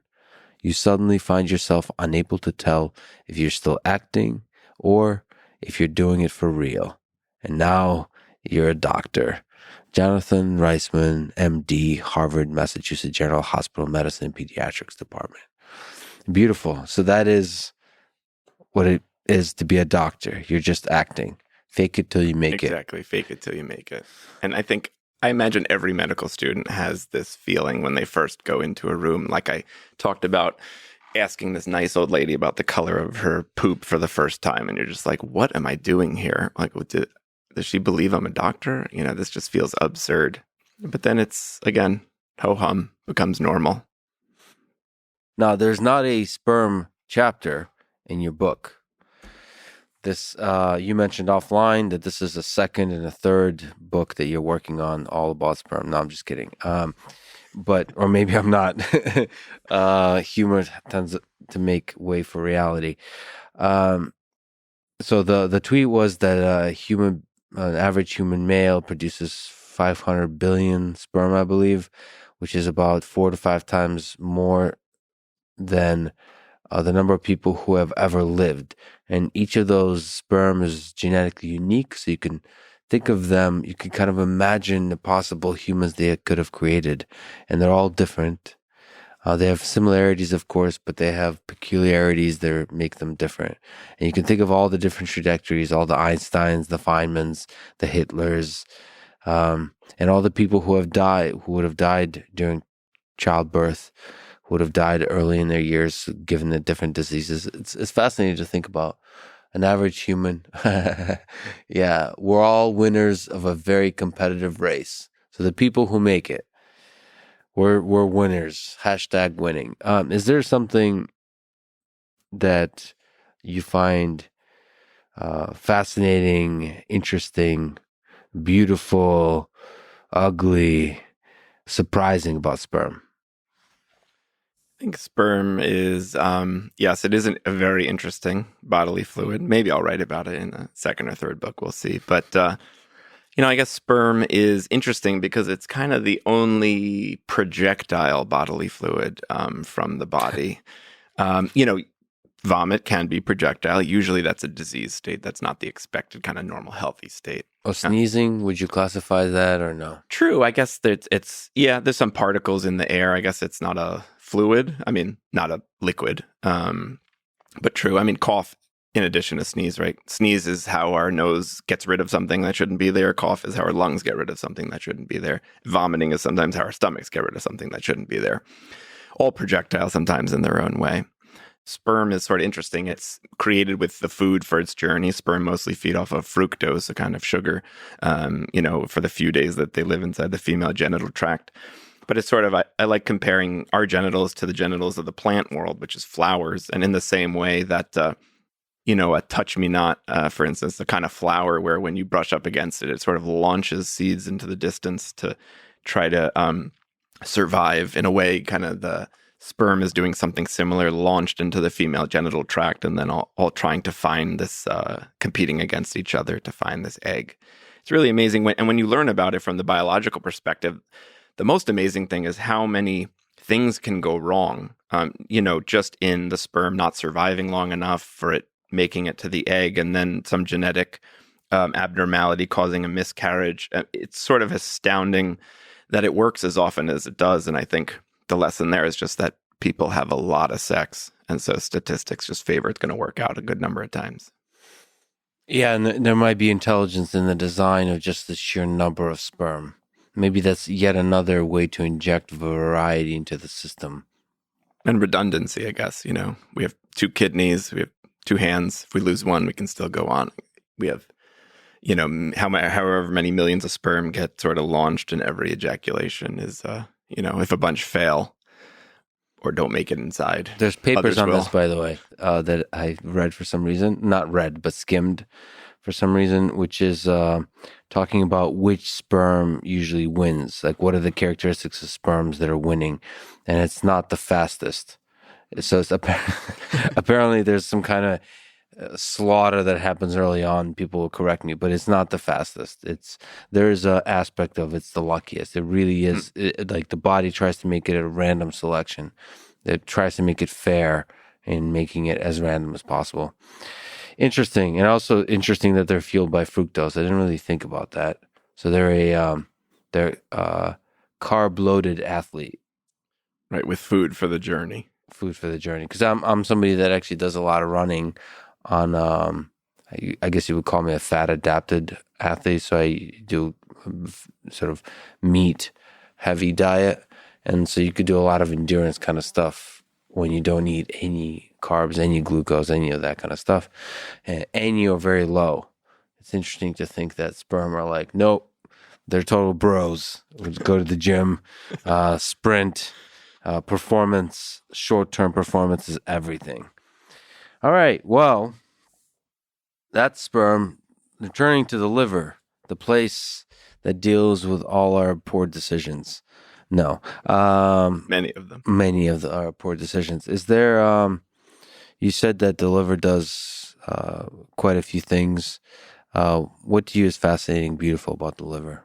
I would say its primary function seems to be as the sort of gatekeeper for what we eat and absorb. The entire gastrointestinal tract from the esophagus to the rectum, the blood flows from it, not back to the heart, but to the liver, where it's first examined, kind of things are evaluated, packaged, processed, detoxified perhaps. It's kind of this great overseer of what we digest and absorb. And so it kind of keeps track of what's coming in, the outside world that comes in and will become part of us. That's why partly the liver suffers sometimes the injury from certain toxins like alcohol. But beyond that, the liver is also the place, as I said, it metabolizes things too. So it metabolizes alcohol, and why it can be injured by alcohol. It metabolizes drugs like Tylenol, which is why Tylenol can be very toxic to the liver when taken as an overdose. So the liver, even beyond that, the liver produces a lot of different, things that float in the bloodstream. It packages cholesterol and fats and sends them to where they're needed. It deals with protein in the blood. It deals with clotting factors in the blood, helping the blood clot. Processes things like bilirubin and other things. It really, as I mentioned, is like 15 organs wrapped into one. Maybe that's why it's sort of the biggest internal organ. The skin's bigger, but it's not an internal organ. Right. The biggest organ in the human body is the skin. Right. But the liver is the biggest internal organ, and it really is a powerhouse and does a lot, which is why when people suffer from liver failure, kind of everything goes wrong in a way. And in terms of replacing organs, what are organs that are easily replaceable, which are not? Like on the list of things that are hard to replace and not, where would you put it number one? Where would you put it like at the bottom? Well, I'd say the kidneys are, nothing's easy, but kidneys are easiest in a way. Partly, maybe a big factor there is that other people have two of them and can give one to you. So you don't have to wait for people to die, which is the case with hearts and livers. Sometimes you can take a part of a liver from someone who's alive, and the liver does have this kind of mythological ability to regenerate itself. In the myth of Prometheus, he's chained to a rock, and the bird eats his liver every day, and it grows back every day. And that's actually biologically accurate. Not that you can completely get rid of it and it'll appear again, but when pieces of it are removed or injured, it does regenerate itself pretty amazingly. So I'd say the kidneys, the fact that there are more around. Also, it's, the kidney's a smaller organ. It's often just, you don't have to put a transplanted kidney where the kidney should be in the back of the abdomen. You can just kind of stuff it into the pelvis there because it's a smaller organ. The liver would be hard because it's huge. And I guess we just have the most experience with kidney transplants because they are the most common. And then the heart and the brain are probably quite difficult. Brain, as far as I know, hasn't been successfully done. The heart is done, and definitely I've evaluated a lot of patients with a heart transplant. It does work pretty well. The mechanical heart substitutes are also advancing quite rapidly these days. For a failing heart, there's certain kinds of devices they can surgically implant. Like when a failing heart isn't able to push hard enough, that's the heart's job, is pushing blood with sufficient pressure to create blood pressure. When it fails, there are actually these devices you can strap onto the heart to help it pump harder. Those are rapidly advancing. Many of those were not available even 10 years ago when I got out of med school, and now they're commonly used. So maybe heart transplant won't be as necessary in the future if those mechanical things do advance. And as I said, the heart is basically a mechanical pump. So perhaps it would be the easiest organ to replace with some mechanical device. Now for something completely different, returning to testicles for a time. You posted an Instagram post of testicles as food. Perhaps eating them doesn't help libido because ingested testosterone is totally metabolized in the liver, returning to our liver, leaving none to reach the bloodstream. That is why testosterone only comes as injection or topical foam, not as pills. On the other hand, estrogen and progesterone can be absorbed orally, hence the pill. But testosterone is mostly responsible for libido in women too. I was not expecting for this biology lesson when I was looking at an Instagram picture of, are we looking at testicles? Yeah. Are these like which species? I believe all those are from cows. From cows. Cow Cows testicles. technically female, so bulls. Yeah, well, speaking of which, we'll jump around a bit, but you've also traveled the world quite a bit. What is the craziest food you've eaten across the world? What have you learned about the extremes of the culinary arts by traveling the world? I would say, I guess I've always been extra fascinated with the diets of natives of the far north. So I spent some time there in Russia and in Alaska, and always loved their diet. So when I worked in Alaska in emergency room and did some other travels in Arctic Alaska, and they eat a lot of fat traditionally before contact. More than half of all calories in the Inupiat Eskimo diet came from blubber, marine mammal fat, or also fat from fish, fat from ducks, and other birds that go up there to mate in the summer. So things like raw whale blubber was especially interesting for me and very exciting. I had some beluga whale chowder, things like that. There's just all these very unusual dishes. There's a dish called Mickey Yuck, which is whale meat fermented in whale blood, which is quite delicious, actually. So is it cooked? Is it eaten raw? Is it what? How do they like their fat? Like in the same in up north in Russia, as you mentioned. So they often eat it raw. So the raw whale blubber is called muktuk, and it's often just sliced thin, and it's sort of cold but not frozen. When they eat it, and they slice it thin, and a lot of people assume it would be very chewy, but it's not that chewy. It's quite pleasant actually, and has this kind of sea smell to it as you're eating it. I quite like it. And what's the culinary culture like? Meaning, is it just source of energy or is it art? Well, there's traditionally there's not a lot of cooking in the Arctic.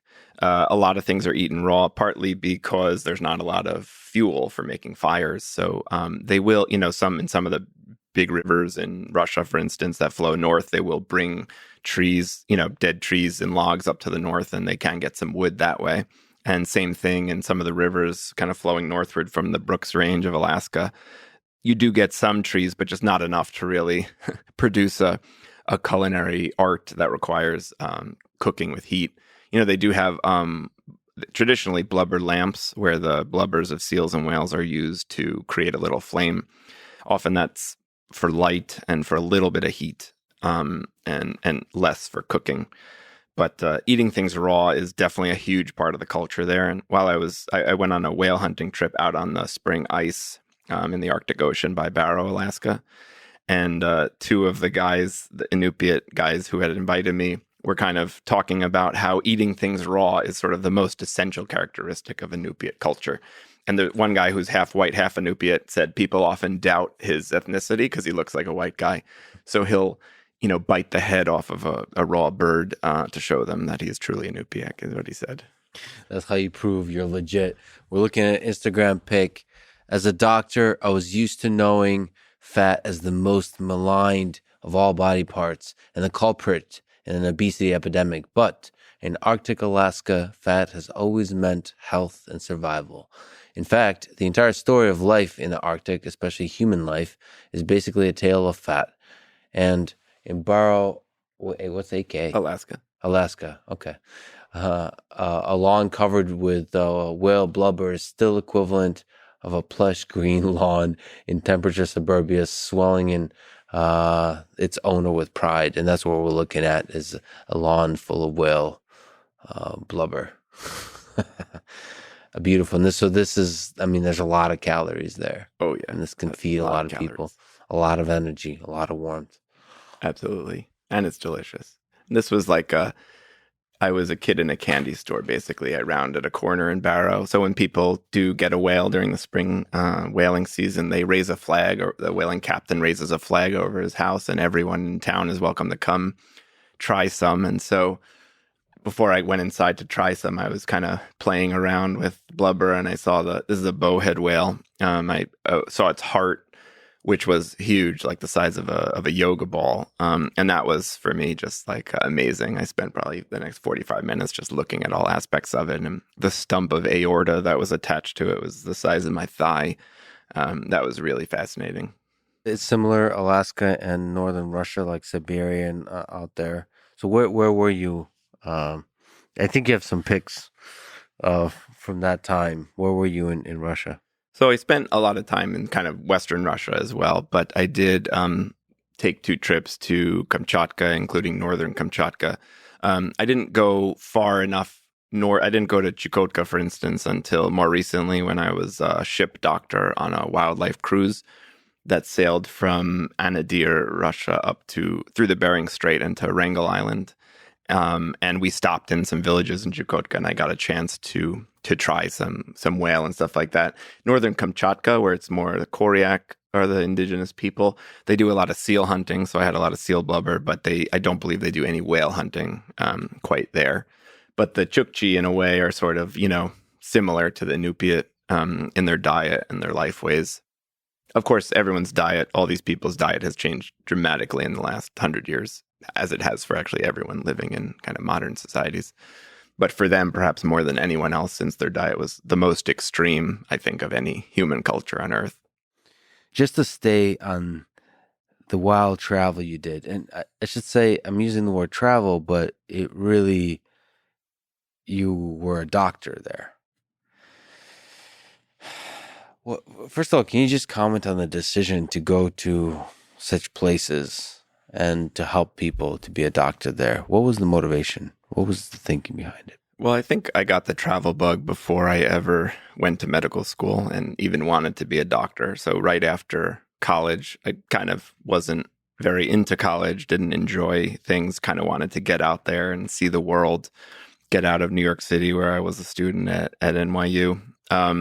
The first thing I did after finishing college was I was invited to be an intern at a research center in St. Petersburg, Russia.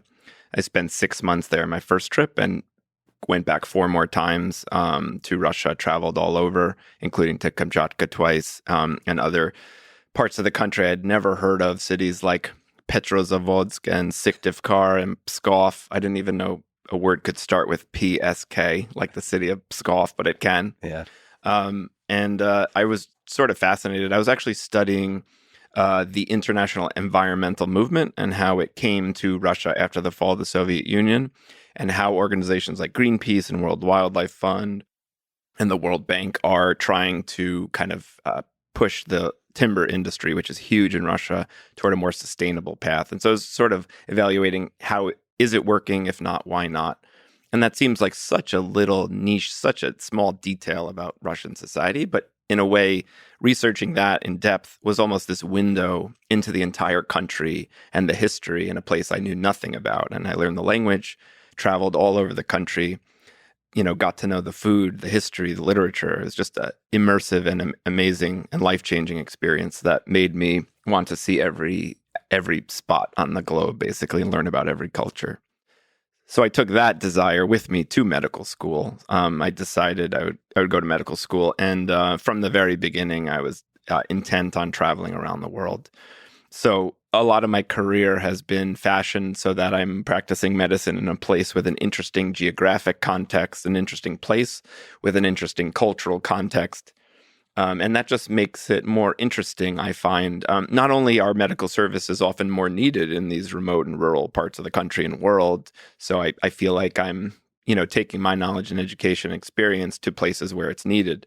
But also for me, it's just such an enlightening experience. The way culture, history, geography, climate affects medical disease, but just getting to know people, getting to know their culture, being a very useful traveler by, providing medical services in that place.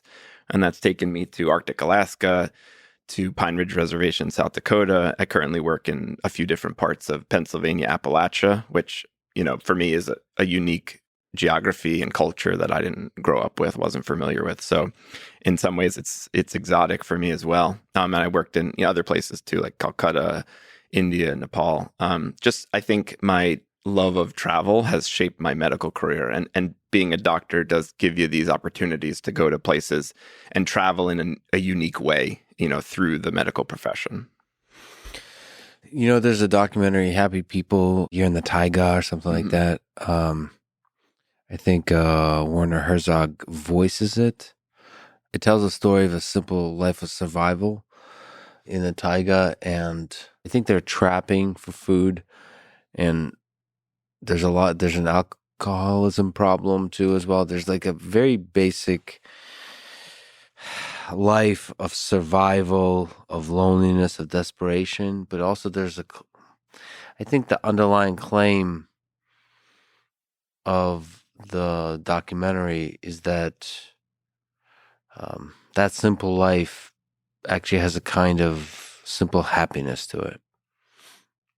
Hence the name Happy People. Can you speak to the life that people live in those places when it may be simpler than you would in sort of big city life? It's definitely very different for sure. I guess I found like in some of the remote villages of Kamchatka, I was actually surprised how similar they were in that, I saw the same family strife, the same fights, the same, kind of pairing of relationships and bickering and politics. And, in a way, I'm from the New Jersey suburbs, and yet being in this remote, Yeah. village of northern Kamchatka, I remember writing an email to my friend about how just it seemed so similar, even though on the surface it was this exotic other world. The incredible material know-how they must have to get their food from the land, that the number of animal species, plant species, the behaviors of the animals, seasons, how to live that way. In a way, it's more complicated in a way that I find fascinating, how people live on the land and the knowledge and experience it takes to do it well and survive. Obviously, other aspects of modern life in a city are much more complicated than they would be there. But I guess that was something that struck me too, that it's simpler in some ways, but more complicated in other ways. So some of the complexity that happens in life is originated from humans, not from the technology or all that kind of stuff around us. You can take the human out of modernity, but they're still human. They're still human, and they fill the empty space with their own human complexities. Are there people that just stand out, memorable people, memorable experiences from those places? Some people that maybe made you smile, made you cry, change who you are as a man, change who you are as a doctor. Anything jumps to mind? I think, it was interesting when I was in Russia, I found that most of the people I hung out with were old women.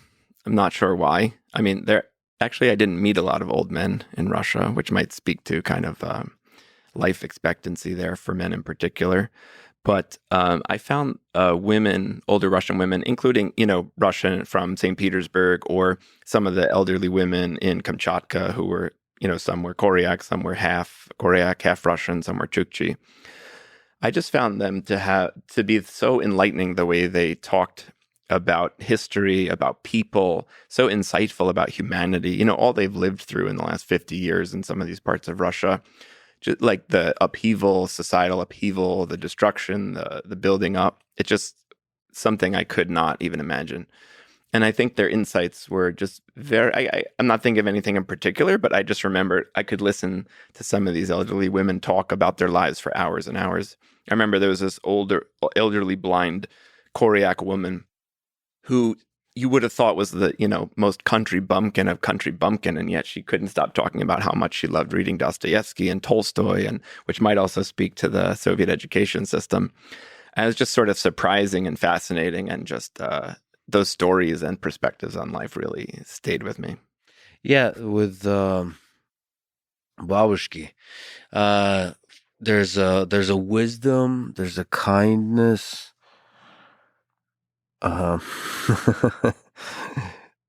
mean, I suppose that's true for older people in general, but there's something about it's not just Russia, it's Eastern Europe. It's like this kind of look of wisdom, and not just like sort of middle class wisdom or something like that. It's like, I have seen some shit wisdom. I've seen it all. And on the other side, I'm left here with a pragmatism and a compassion, and also an ability to cook really well. That's for sure. Absolutely. There's just this balance of just deep intelligence and deep kindness, and yeah, I mean, much of who I am is because of the relationship I had with my grandmother, who is a a Russian, Ukrainian-born Russian grandmother. Did you learn the Russian language? I did. It's quite rusty at this point, but I did. One of these wonderful elderly Russians in St. Petersburg sort of adopted me. I think that was another thing that a lot of these elderly women on every side of the country kind of adopted me or saw me as this real curiosity. You know, it's sort of just not. I mean, this was around 2002, 2003. It just wasn't common for this sort of strange American to suddenly show up in the middle of Kamchatka or even St. Petersburg, and just absolutely ravenously curious about everything they had to say. So I often got adopted, and one of them taught me Russian and how to ride a horse. So the same babushka taught me both of those things. And like you said, also, I should mention that there's something about the Soviet education system where, yeah, everybody reads Tolstoy, Dostoevsky. It's exceptionally well read. No matter where life has taken you, no matter where you come from, the literature, the mathematics, the sciences, they're all like extremely well educated, and that creates a fascinating populace. Like, then you take that education, that excellent early education, and you throw a bunch of hardship at those people, and then they kind of cook in that hardship and come out really fascinating people on the other end. It makes me surprised, sort of, that, for instance, like Russian medical science is not doesn't you don't see a lot of sort of studies, medical studies, advancing of medical science come out of Russia. It's just sort of I'm surprised, sort of. I wish that it would. You know, I visited Akademgorodok outside Novosibirsk, which is an entire city the Soviets created just for the study of science. And it's like there's the geology building, and there's the biology building, and there's the chemistry building. And I just feel like Russia has this potential to be a science powerhouse, or even in the medical sciences. But I guess I don't see it. I'm not sure why.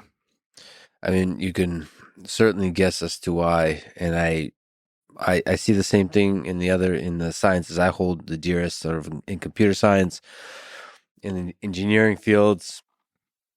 I kind of long held this desire. By long, I mean last couple of years, because a bunch of people reached out to me from Yandex and Moscow State to give lectures there, to sort of connect. You know, why so little science is coming out of there? Why so little that we hear about?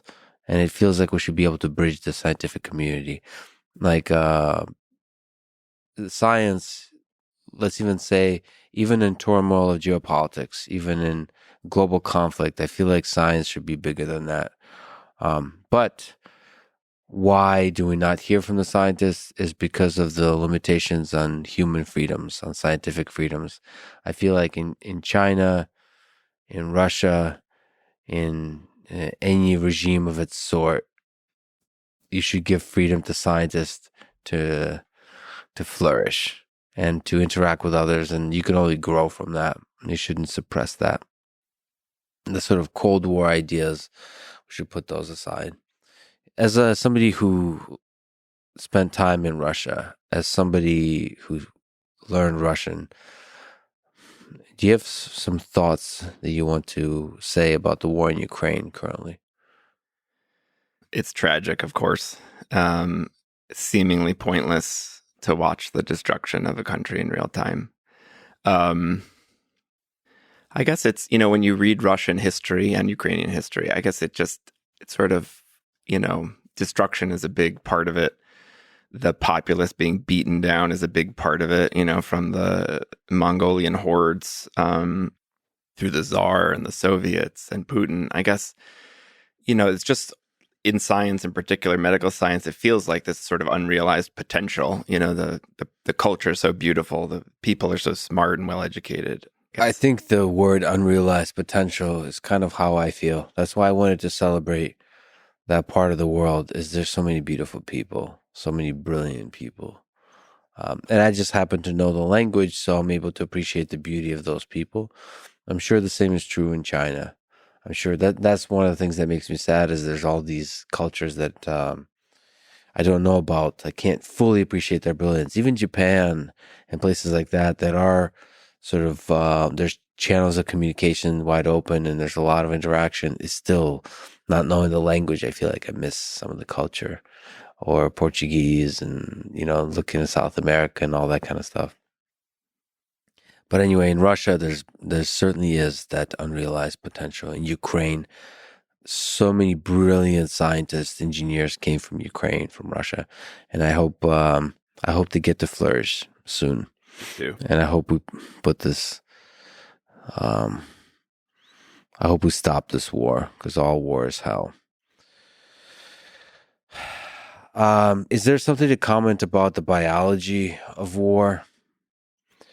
Um, is there echoes of the emergency room experience?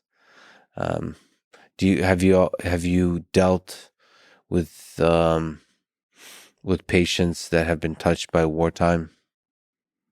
Definitely, war and medicine has a very intricate and complex relationship. I don't know if it was Walt Whitman who said it, though he was a nurse during the Civil War, that war is the best medical school. But some people have said that. And, even advancements in medicine come from war. The wars in Iraq and Afghanistan have, in some ways, really revolutionized certain aspects of the way we treat trauma patients in the civilian world as well.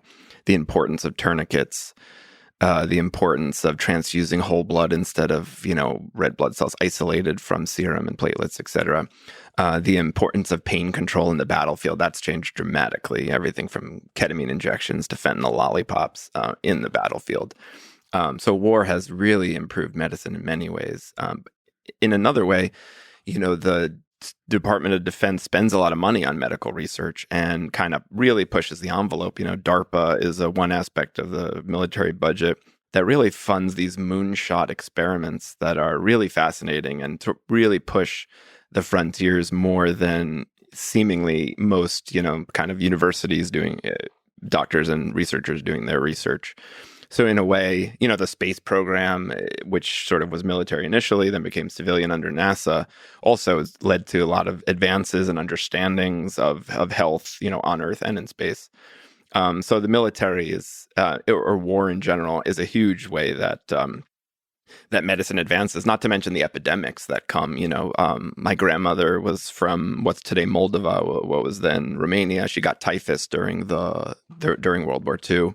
So there's typhus outbreaks, there's cholera outbreaks, all these, even infectious disease things can advance in war, which you wouldn't expect. You expect sort of trauma to be the sort of main problem, but actually infection is a huge problem throughout history in war. So we can learn a lot. It's this kind of horrific natural experiment in medical care. Yeah, and I've recently been reading about some of the horrific medical experiments performed by Nazi scientists, Nazi Germany. It's I'll talk about it another time, perhaps, but nothing reveals the honesty of human biology like war. Just to stay on your wild journeys for a little bit longer, you have a tweet about Shackleton saying, "Here's a photo of Shackleton's medical kit from his storied expedition to Antarctica in the 1910s. Some paregoric for pain, some laxatives. Only the essentials." Would you put laxative under the essentials? Anyway, sorry to interrupt. When I worked as a ship doctor in Antarctica in 2018, I had a huge cabinet full of meds and even EKG machine. So if you can comment sort of on that contrast, first of all, your own journey, how harsh was it? How difficult was it? And given that context, can you think about how hard Shackleton's journey was?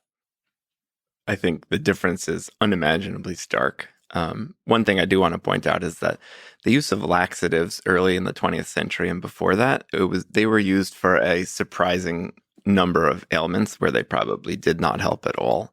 But I think that was a holdover from sort of the old theory of medicine, the humoral theory, where you have to balance the fluids in the body. And so causing people to vomit, causing them to have diarrhea, or purposely taking blood out of them in bloodletting was a big part. And I think that crazy use of laxatives was maybe a holdover from that time. But that being said, they were probably not eating very high fiber food on that expedition, so perhaps laxatives could have been helpful. There's a lot of seal, penguin and seal meat being eaten, which is not super high in fiber. So I don't want to discount the importance of laxatives in that setting. But that wouldn't be the essential thing. If you're thinking of, if you're thinking of a tiny kit that has only the essentials, I mean, pain, yes, laxatives, I don't, maybe not. I think the medical kit possibilities were much narrower back then. This was before antibiotics, before I think germ theory might have been, it was known, but there wasn't much to do about it. So the availability of medicines, I mean, that's something that exploded over the course of the 20th century. So what I can put in a backpack today filled with modern medications, whether injectable or to be taken orally, is, just many orders of magnitude greater than what they had back then. So when I went, my expedition was nothing like Shackleton's. I was on a huge cruise ship with 160 Japanese passengers who came with their own translators. As I said, I had a cabinets, not just one cabinet, many cabinets full of medications, both injectable, some patches, some pills. I was very impressed, actually, with what was available there. And I didn't have to use a lot of it, thankfully, though I did use some of it for people. And I slept in, I got free room and board on the ship. So every southern summer, cruise ships go take people to Antarctica, the southern Atlantic islands like the Falklands and other parts of the South Pacific. And then in the northern summer, the same kind of cruise ship explosion happens, going to Greenland and Iceland and Svalbard and Franz Josef Land and other parts of the North Alaska. So, and every ship needs a doctor. So it's a great opportunity. They want specifically ER doctors, to deal with emergencies. But you're really working in the middle of nowhere, and all you have is the medications there on the ship and supplies and your knowledge and experience. And so it's a very different experience than working in a high-tech modern hospital with every bit of technology and every subspecialist consultant available. But I sort of like that challenge. I mean, I like going to the ends of the earth. It's beautiful. It's exciting. It's fascinating. Practicing medicine in those settings is extra challenging and really makes you hone some of your skills, which is part of the reason that I sought them out. Do you see echoes of some of that same effort? I've gotten a chance to interact with astronauts and those kinds of folks working on space missions. Do you see some of those same echoes of challenging efforts going out into space and maybe landing on Mars and maybe beginning to build a small colony on Mars?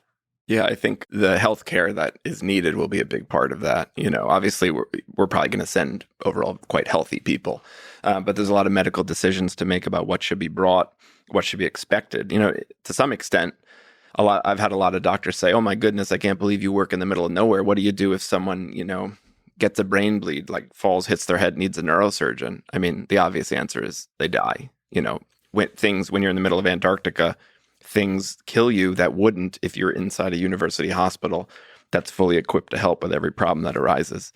Mm-hmm. Mars takes that to a crazy extreme, obviously. I know that even going to Antarctica, different countries have had different strategies. I believe it was Australia used to kind of just in anticipation remove people's gallbladders just so that it wouldn't get inflamed, because that is a very common medical emergency. So they would just remove it beforehand, even though it was not diseased at all, just so that while they're stuck in Antarctica over the winter, for instance, that wouldn't be a problem. There's many other issues that can arise. But so those are some decisions to make. Maybe the people who go into Mars should have their appendix removed, their gallbladder removed. Maybe they should have a cardiac cath to see if they have coronary artery disease, just to know their chances of getting a heart attack there, though it's not always predictive. It's hard to predict who's going to get a heart attack, but maybe with all the data around today, we'll get, better at predicting. But that will be a huge part. We can't have people, the few pioneers in a Mars colony dying of heart attacks and things like that. Anticipate stuff. Would you go? You've gone to some harsh conditions to be a doctor. Would you go to Mars to be a doctor?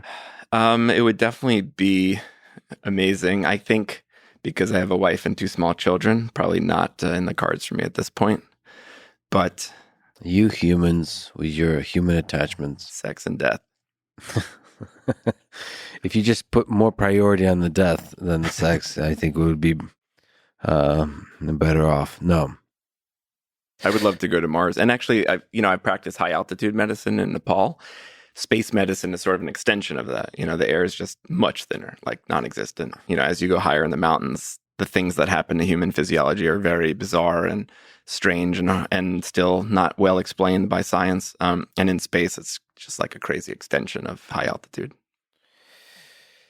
If I could just return to we didn't really, I think we mentioned a little bit about the food you had. Just if we can high level say, what is the greatest meal you've ever had? So your last meal, let's go. If one more meal, I get to murder you after this. This is your last day. We get to spend it together. Where in the world would you go? What would you eat? I would say the most delicious thing is bone marrow. And I would love a full meal of bone marrow for my last dish. I did on my birthday in 2002, ate 1.5 kilograms of crab meat in Kamchatka. And that was also amazingly delicious. The king crab they have there is incredible. But I would go with bone marrow, which is, I think, just one of the most delicious foods. And it's sort of this weird body part. It's basically all your stem cells, not all of them, but the stem cells that produce all your blood cells. So they are spitting out billions of white blood cells, red blood cells, and platelets every day. And there's a bunch of fat in there as well. Just one of the places the body stores fat. And so you basically add heat, and that's all you need. It's like the perfect food. You add heat. The fat for frying the stem cells is already there. There's naturally a bone vessel to contain it all. Probably add some flavor too. It's like the perfect food. Does it matter which animal? I prefer a larger animal just so there's more of it. I actually that's true. I actually really like sort of bone marrow from like chicken bones. Right, just sucking it out of the bone. Yeah. Yes, I'm known for leaving absolutely nothing edible on the plate except bone itself. There's one other human I know that loves bone marrow as much as you do, and that's Joe Rogan. So it's unnatural how much that man loves bone marrow. I understand why. It's amazing. I love the steak part. The bone marrow, like, you know what? Let me argue with you because I don't know. It could be an acquired taste, but there's just too much. It's like too much with too little work for it. Like it's as if you gave me lobster meat without the lobster having to clean the lobster. Mm-hmm. I just feel like I'm spoiling myself. So it's very fatty. I don't know. Maybe I want to work for something that tastes like that. Well, if you start from the whole animal, you do have to work to get at it, right? A lot of animals have the teeth and the jaw muscles to chomp through bone. We do not. So, when you buy it from the store, it's already sawed up. But I've definitely gotten marrow out of deer bones, with a hatchet. Just chop off the fat end and start spooning it out. Well, maybe I'll revisit it. That's fascinating. And where would you eat it? Where, in which place of the world? Is there something about who cooks it, who you eat it with? You're not allowed to pick your family, right? So, like, which place in the world, rural or in a city, those kinds of things. You've been to so many fascinating places. I would say Antarctica, I would say, is one of the most picturesque places I've ever been. I really did not I didn't know how mountainous it was. And I guess I knew there'd be ice, but just I didn't know how much ice it was. It's ice and mountains, just overwhelming. I just... as kind of overwhelming bone marrow might seem to you, sort of that feast for your eyes. And just ice in general is amazing. Like the icebergs floating around Antarctica is just astounding. Like the different shapes, the sizes are incredible. There's actually I believe it's U.S. Navy website that tracks the largest icebergs, and you can read about each of them and how big they are and just the formations you see. Similar up near Greenland, though I have not been to Greenland. Just ice in general is just amazing. So I could just look at its different forms while eating bone marrow forever until you kill me, that is. Yeah, and afterwards we go. It's back to the death and sex. What is it about the ice? Is it sort of the enormity of nature? It just reminds you that it's going to be there before you and after, and then you get to partake in the eating of the thing you need for maintaining of your biological temporary biological organism. Yeah, I think Yeah. it's a few things. One is just the shapes that you see, the wave action, just eating away at these pieces of ice. You get these arches and just these shapes. I mean, it's just The like geometry of it. the geometry alone is amazing. I studied math as an undergrad, and I've always appreciated geometry.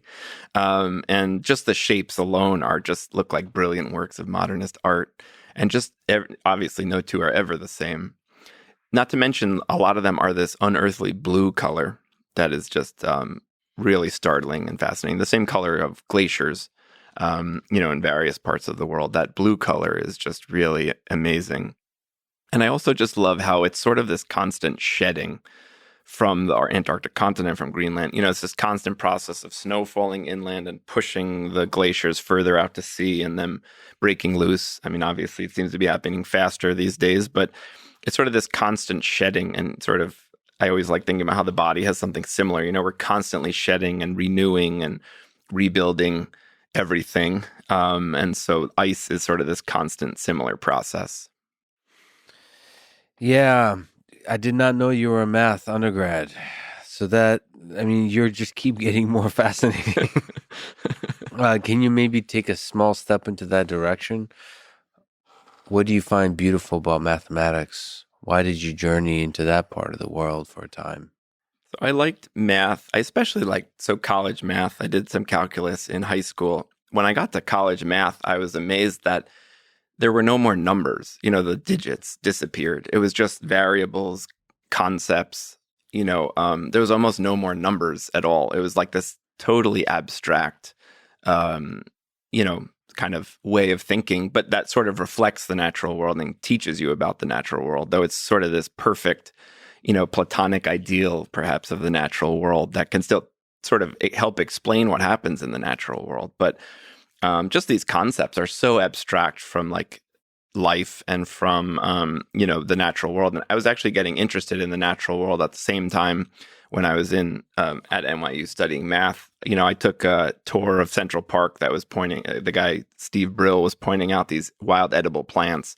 And I was learning to identify the first plants and knowing what's edible, what's not. That was totally fascinating and sort of this kind of thing that I felt like was connecting me to nature. And it was balanced with this utterly abstract science, or utterly abstract lessons I was getting in math class, where I was thinking through series, as we approach infinity, what happens to these equations and concepts of like rings and abstract algebra. I don't know. It was just this dichotomy that I enjoyed both aspects of. Yeah, the concepts, but so different. This kind of logical, rigorous view of the world and the world of biology. Why the big? How did that feel to take the leap into the biological, the mushy mess of the human body from the mathematical, which is all very clean? Right. It does feel like a big step. I think there's more connection than you think. We talked about symmetry of the body earlier. That is a real thing. Fluid dynamics of how our various bodily fluids flow and what makes them not flow as well and what makes them flow better. And, all these different aspects of science go into the body. Everything from hard bone to softer kind of flesh to liquids of various consistencies. A lot of science does and math does teach you about kind of how the body works, how it can work better, what happens in sort of disease states. Yeah, I suppose there's a connection. There's also kind of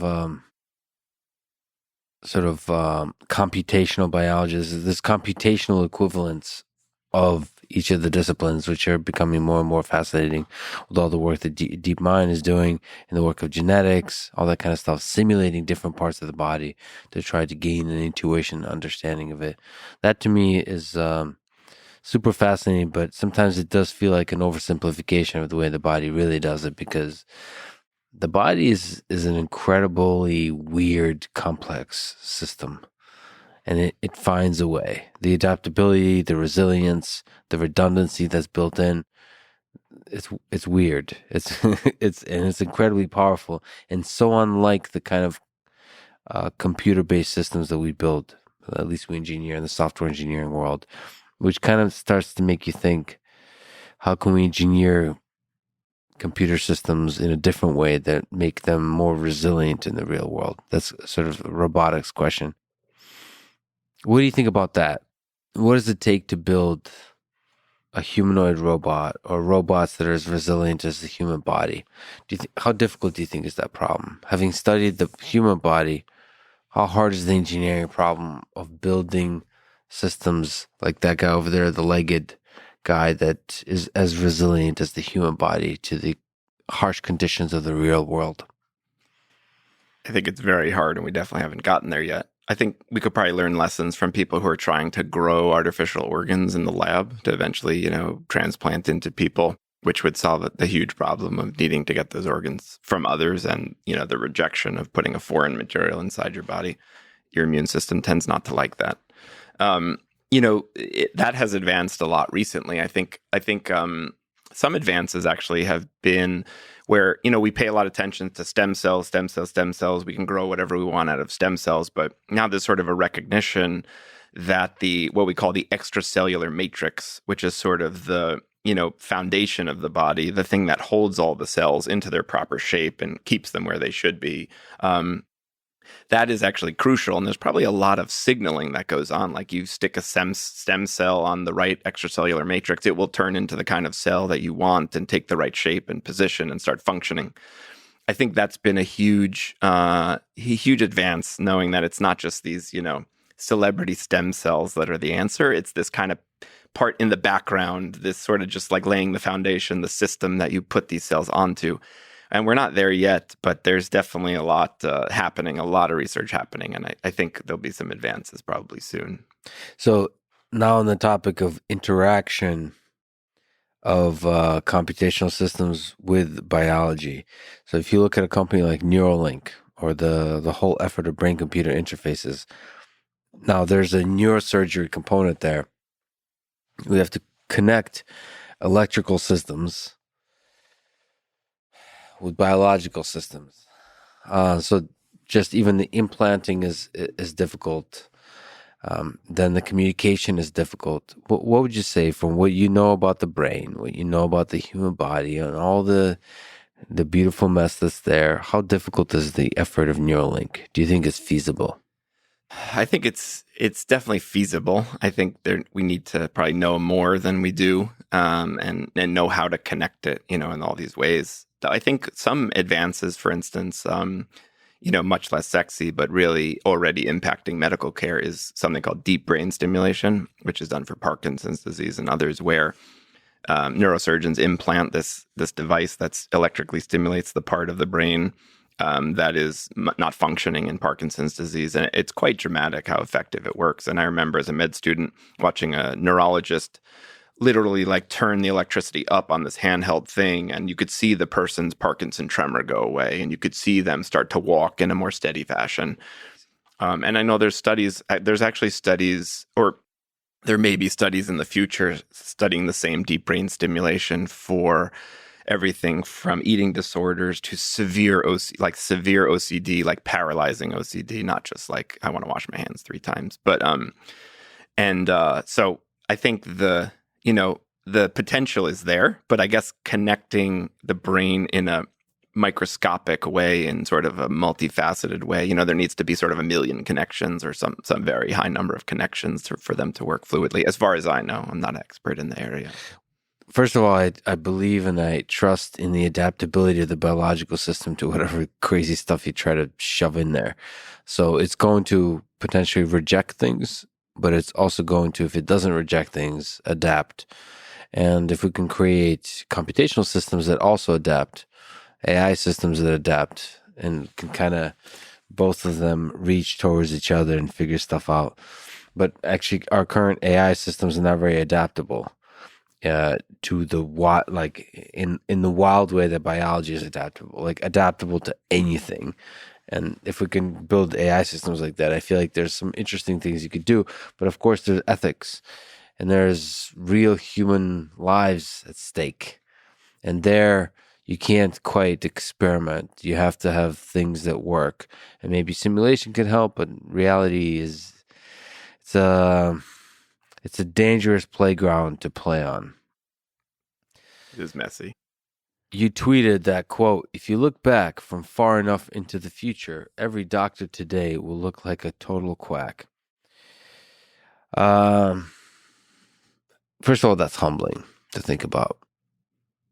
Like, we don't know what we're doing in the great, like, there's been so much progress that we kind of have this confidence that we figured it all out. If you look at history and you read how people thought, I mean, there's so many moments in history where people really thought that they figured it all out. It's almost like there's nothing else left to do at every stage in history. Right. And then you realize, no, progress often happens like exponentially. And at every moment you continue to think you figured it all out. But if you're being honest, if you're being humble, then you realize we're just shrouded in mystery. So what do we make of this? Like, how should we feel that? How should you feel as a doctor? How should we feel as scientific explorers of the human body? The fact that we're probably going to be wrong about everything we currently know. Right. There's a saying, actually, by the time you finish med school, half of what you learned is wrong, which is quite illustrative. Right. And becoming more true as time goes on. You know, so much medical research going on, so much learning going on. It's really wonderful in a way.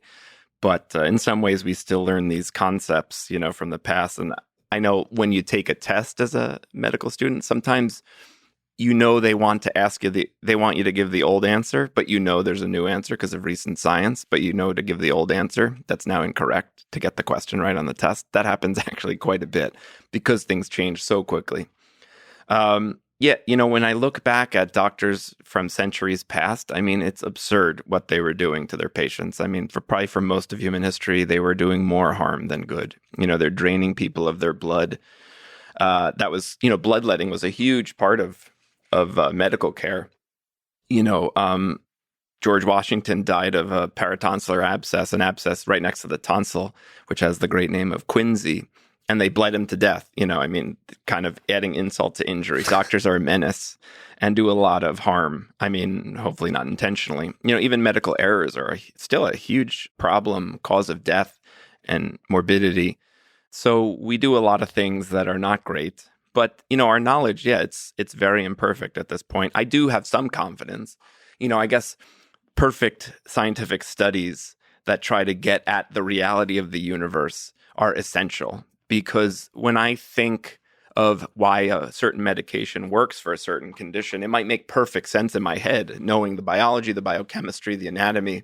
It makes perfect sense. It must work. I gave it to the patient. They got better, and that's happened 20 times in the last year. But it's, you know, I'm wrong. Like when you actually do a study, it actually doesn't help. Maybe it hurts. And that's really, I think, the way we explain medications working in our minds is often wrong when you end up finally doing the study. And some of the most interesting experiments involve what we call sham surgery. So for instance, people who injure their knee, you know, arthroscopy, where an orthopedic surgeon goes in there with a scope, gets bits of bone out, shaves down the cartilage, you know, cleans things up, and it helps some people. But they actually did some studies where one group of people got the true arthroscopy and others just got sham surgery, where they put them to sleep, made little cuts in the skin so that they woke up with scars. And then it turned out that it's not clear arthroscopy is actually helping. And the same, there was a recent huge study of putting a stent in someone's coronary arteries if they have stable chest pain. Not like I'm having a heart attack, you need a stent, like right then. But, you know, kind of chronic coronary artery disease where every time I run up the stairs, I get chest pain. And then when I rest, it goes away. Like, obviously, you put a stent, you increase blood flow to the heart. Like, how could that not work? But then when they did the sham catheterization, it actually looks like it might not actually help better than the sham. So I think those placebo-controlled studies are essential. I mean, it is shocking, and this has been driven home during the last 2 years, how hard it is to figure out what the hell's going on in the universe, and especially with our bodies. Like, it is really hard to get at the truth, and what you think makes sense, like, often turns out, I mean, the history of modern medicine is littered with examples where it made perfect sense, and it seemed to help some patients, and it turns out it's not doing anything, or it's harmful. Yeah, there's all kinds of narratives swimming around. We convince ourselves as a human civilization that something is true. There's propaganda machines. There's just self-delusion. There's centralized communities. Like there's a scientific community that believes a certain thing. There's the conspiracy theories that believe a certain thing. Sometimes the scientific community are right. Sometimes the conspiracy theorists are right throughout human history. I mean, and we now think the scientific community, well, now the science has really figured it out. We're way smarter than we were in the past. And then there's these like interesting studies that I've seen. I think Robin Hansen mentioned it to me. That if you look at the entirety of medication, like the effect of medication on human health, if you do those kinds of broad studies, does it actually help? Like, does quality of life, certain measures of the well-being, if you look at human society as a whole, does taking medication or not actually help? And those studies find there's no positive or negative effect with medication. And that's a very kind of interesting perspective. That means you could probably argue a lot of ways, but the point is because you can bring up literally a billion cases where medication has significant positive impact on a particular patient, but you have to kind of zoom out and honestly look at the positive effects of medicine, of lifestyle choices, diet choices, of exercise or not. Maybe we'll find eventually that exercise is actually bad for you. Maybe like there's all kinds of things that we're going to. I feel like we're going to figure out. One of the things I think we're going to figure out, everything I've learned about my body, is that aside from it being adaptable, there's a lot of very unique parameters that are opaque to me that I'm measuring through this feedback mechanism by trying stuff and learning about it. And one of the things we might learn is that medicine cannot be done without collecting a huge amount of data about each individual human. So like it's absurd to be like, if I show up and see a doctor, it's absurd for that doctor to have just a couple of minutes with me. Like just like looking at basic symptoms, looking at such like crappy data. Like first of all, no long-term data, no longitudinal data, no historical data, no detailed analysis of all the possible things, not just the related to your symptoms, but related to other things that you're not complaining about, just giving you a full picture of the data, and then using AI to help the human doctor highlight the things that you should perhaps pay extra attention to. I think we'll look back at this time as ridiculous that doctors were expected to help anybody whatsoever without having the data, without having a huge amount of data about the human body. Like you have to do so much with so little data. It's very 19th century. It's very 19th century. So it relies on the brilliance of doctors and, of course, the intuition, the instinct you build up over time. Right. And that's quite powerful. The human brain is pretty damn good for using experience to teach you how to make good decisions. But still, it's you might as well be bloodletting. Like it's humbling to think about that. It's humbling. It is humbling, and it's important. I think doctors sometimes lose that humble perspective on what they do. And I think it's very important because, as I said, medical history is just medical dogma has been tossed into the trash bin so many times. Something doctors were sure of was the case is not. And it's important to be cognizant of that. You tweeted about somebody that had a big impact just by reading about him on my life as well. I still think about him. Rest in peace, Dr. Paul Farmer, a big inspiration to me. His medical career was a testament to what one person can do to improve the world. So who was Paul Farmer and what made him a great doctor and a great man and somebody who was an inspiration to you? So Paul Farmer was a kind of pioneer of global health. He started Partners in Health, which is a kind of an international health organization that operates originally in Haiti, also Rwanda and elsewhere. And I think he was just so a zealot for getting health care to some of the poorest people in the world.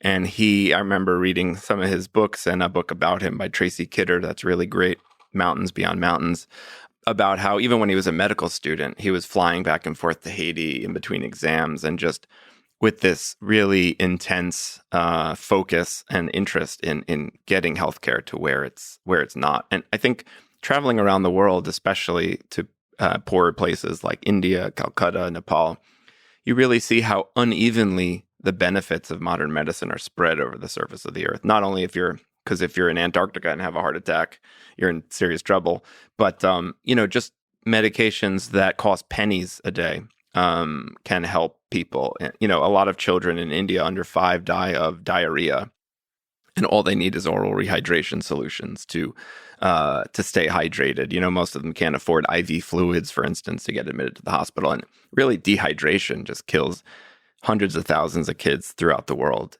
Not to mention bacterial pneumonia also is a major cause of death in children under 5. And many of them, not all, would be saved by amoxicillin, which is just pennies. For me, I had a path and I wanted to have a career in global health. And I started traveling abroad to India and elsewhere when I was a medical student, and I continued doing that.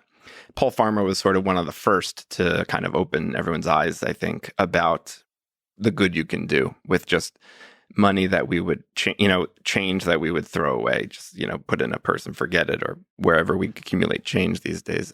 So that's very eye-opening. And while medical science advances, and that's good, we shouldn't forget that 100-year-old treatments could save lives in parts of the world where they're just not available. People should definitely read Mountains Beyond Mountains. Just for me, at least, sort of a person from outside all of it, it was the first person to make me realize how difficult and the amount of humanity that's involved in being a doctor. So it's not some kind of cold economics-based argument about where to send treatments and so on. That is there too. Like you said, basic treatments can help hundreds of thousands, millions of people in many parts of the world. But it's also, when you have a patient in front of you, there's some aspect of you that's willing to give a lot of your time, a lot of your money, a lot of your effort to saving them, even though it doesn't make any sense. It's irrational in some sense, but it's also human, and that's the struggle of every doctor. Like when you have to choose how to allocate your time, how to allocate your mental energy. Right. It's a tough choice that a doctor has to make, and it's a human choice. It's not some kind of cold game theoretic choice. It's also a human choice, and it can be irrational in some sense. Right. People are asking you for help. That's basically what every patient interaction is. Someone's asking you for help. So your inclination is to help them. And even if it means going above and beyond, a lot of factors affect how compassionate a doctor might be on any given day or, point in their career, their own stress and burnout, etc. But it's someone asking you for help. And so you do what you can to help them. You've done quite a lot of things in your life. It's been an interesting journey. And of course, there's a lot of story yet to be written. But what advice would you give to young people today in high school, maybe undergrad, college, starting out on that journey? Maybe trying to pick majors, trying to pick jobs, careers, dreams, and goals they can pursue. What advice would you give them to have a career they can be proud of, or to even have a life they can be proud of? Well, I think having passion, which isn't always a voluntary thing, you just have it or you don't, perhaps, but becoming passionate about something and following it, wherever it takes you, I think is really important. When I finished college and sort of went to Russia for the first time, that was in some ways the beginning of my whole career and passions in my life. And I didn't know what I was going for, what was going to happen, what kind of career it would turn into, what kind of job would it help me get when I got back. I wasn't thinking about any of that. I'm very fortunate I got that opportunity. I was very fortunate to, be able to go and see those places and have my mind opened. And I think that really just the fuel from that passion that was created during that time is still 20 years later going strong.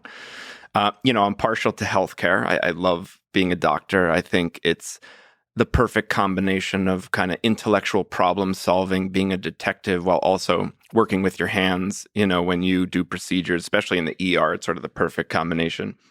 I'm not a surgeon, but I do use my hands quite a bit, whether, for a variety of reasons. And so I always loved working with my hands. I loved crafts, especially prehistoric crafts, before medical school. And I just love kind of problem solving, getting clues, figuring out what's going on, following your nose, using your instincts, your knowledge, and also just keen observation of the patient. After seeing patient after patient, hundreds of patients, maybe thousands over years, you do get this sort of innate kind of sense, this gestalt about what might be going on. And, it's not always a numbers thing. That's the thing. There's gestalt is actually a big part of medicine.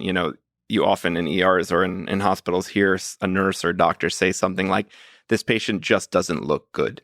And it's sort of, you can't point to a number, a value, a level in their blood, a test, but something about them. And a lot of that I think has to do with the color of their skin, believe it or not, which can change in certain disease states.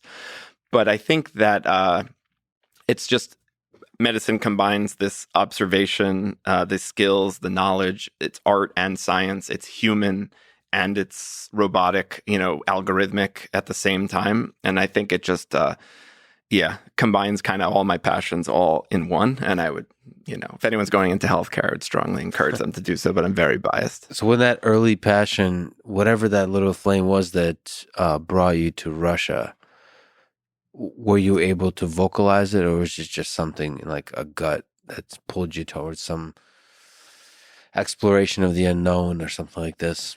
I think it was a combination of things. One was just going to a different place that was different from where I grew up, the suburbs, when you're in high school, you hate them. Later on, they don't seem so bad. But, I just wanted to I'm very fortunate how I was raised and never wanted for anything that wasn't rich. But just to get out and see a different place, a different people with a different culture and history and language and literature, and to see different climates and geographies and ecosystems. I just wanted to see something different.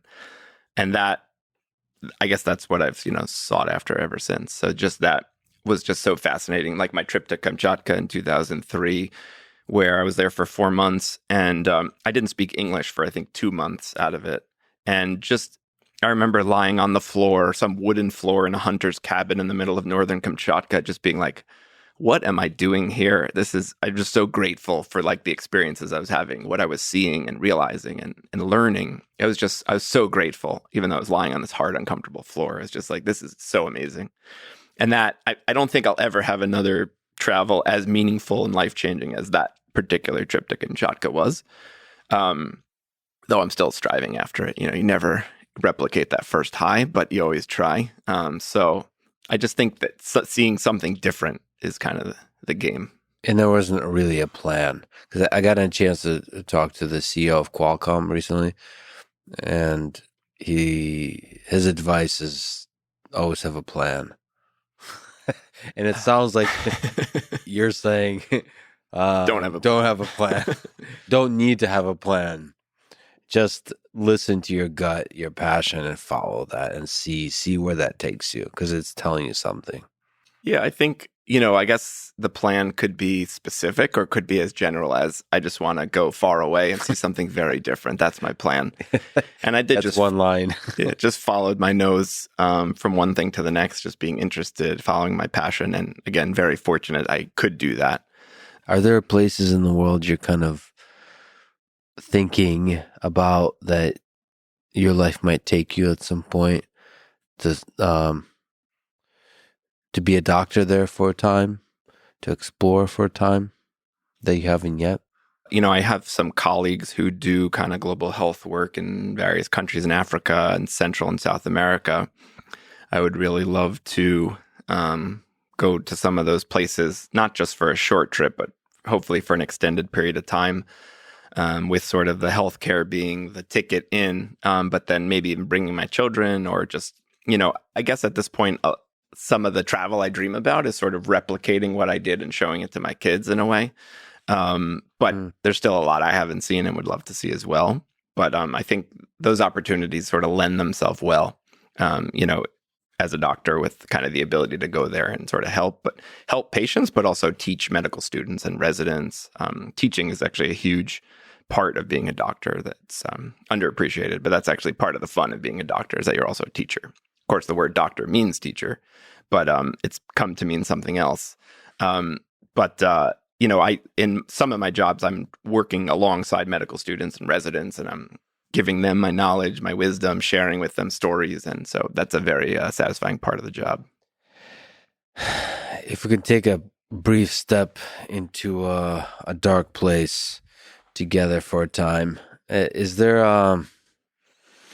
what is a dark place you've gone in your mind in your life? What would be the darkest place you ever gone for a time, for a moment?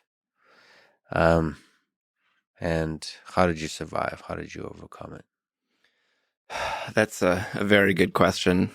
I would say I haven't had as dark moments as many of the people who I care for in the emergency room. I'm fortunate in that way. I've had a pretty, you know, enjoyable, satisfying life.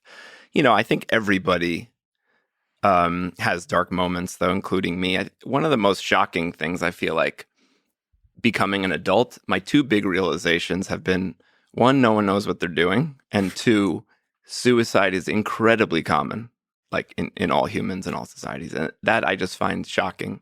I mean, I've never seriously contemplated myself, but I wouldn't say it hasn't crossed my mind during some more stressful times of life.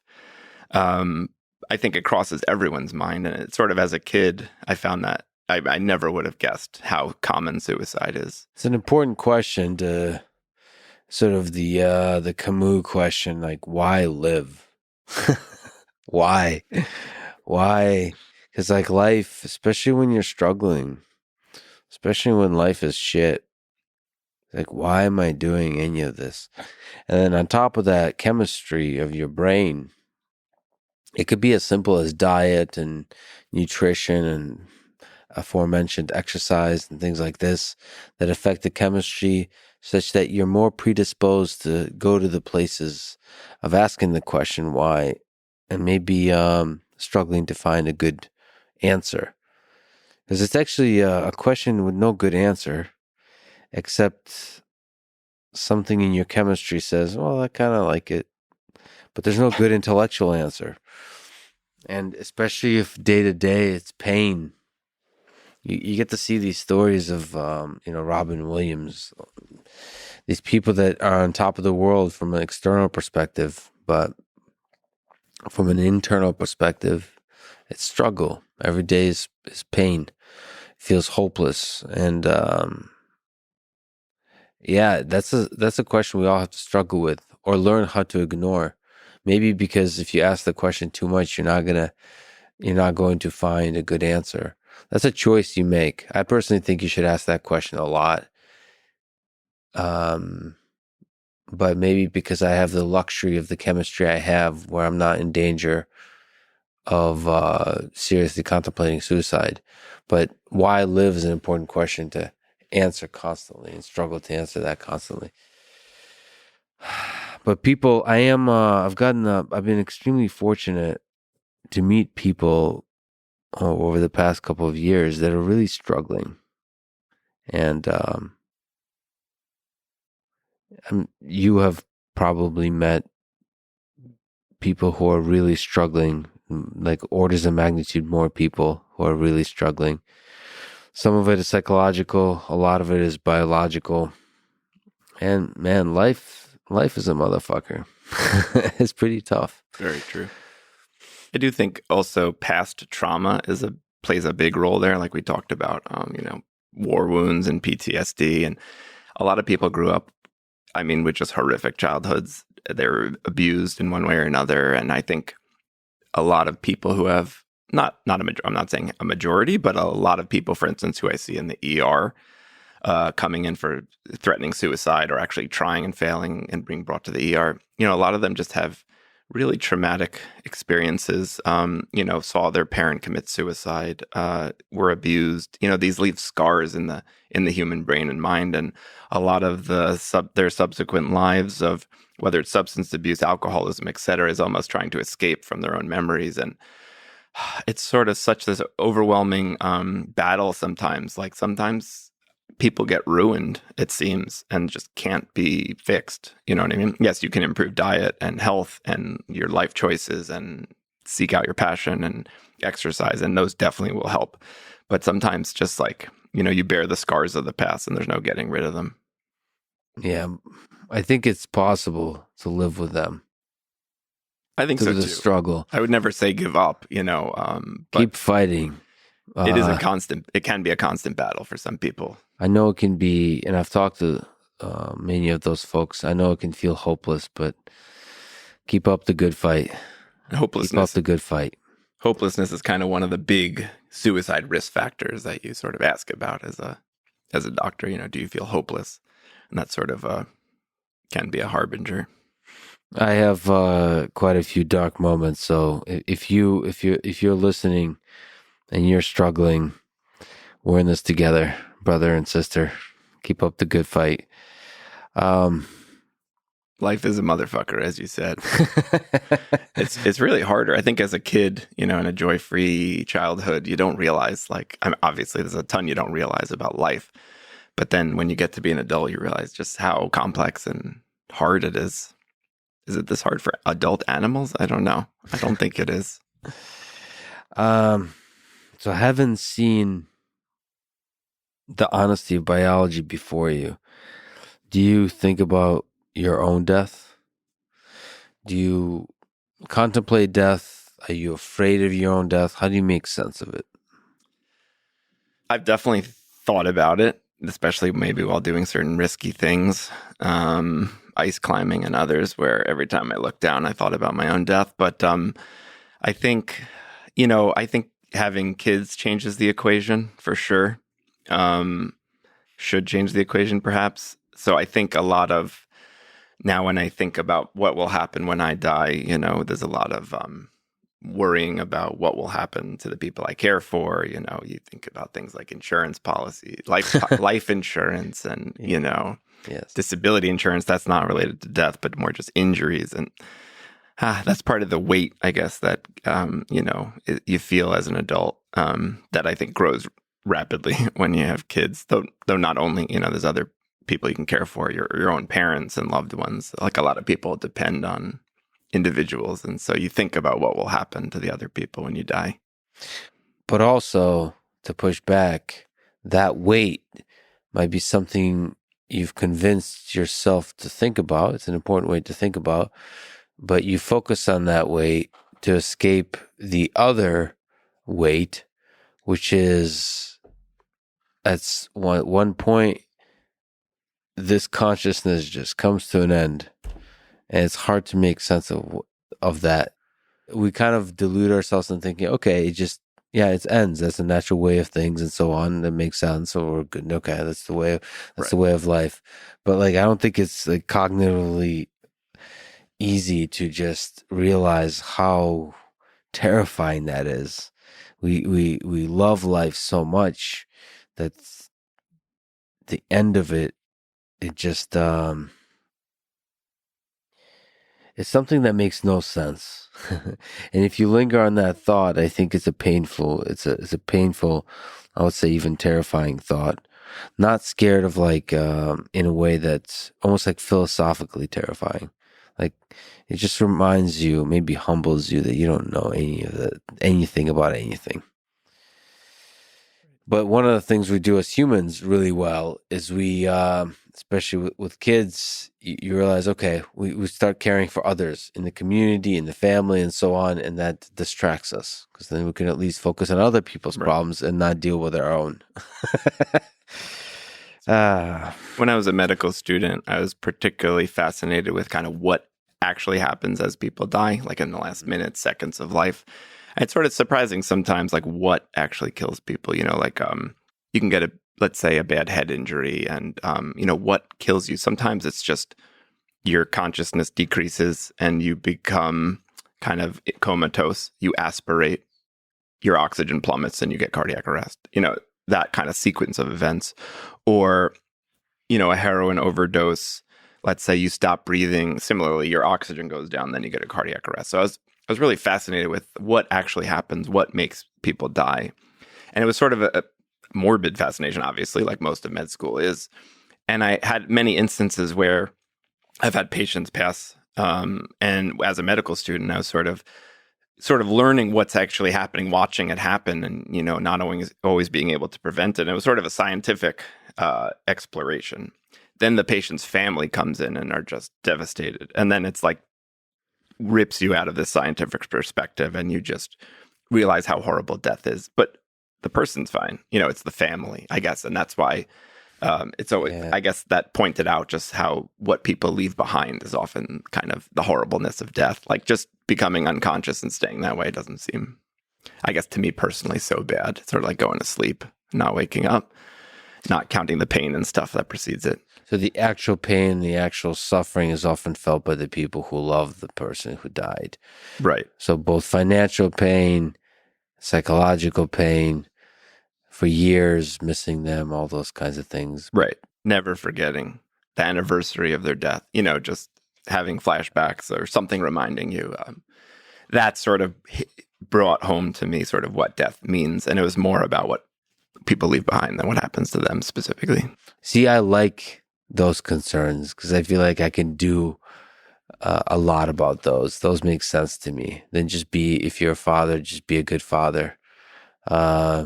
If you're you mentioned sort of insurance, there's like financial stuff to take care of. What I don't know what to do with is the philosophical existential crisis of the fact that this freaking thing ends.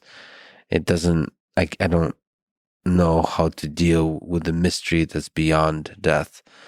Why are we here? Why are we born at all? What is consciousness? And you just look at yourself. What is this? Why do I have the capacity to suffer? Why? All these kinds of why questions that don't have answers. Speaking of which, let me ask you a why question. The biggest ridiculous one. What do you think is the meaning of life?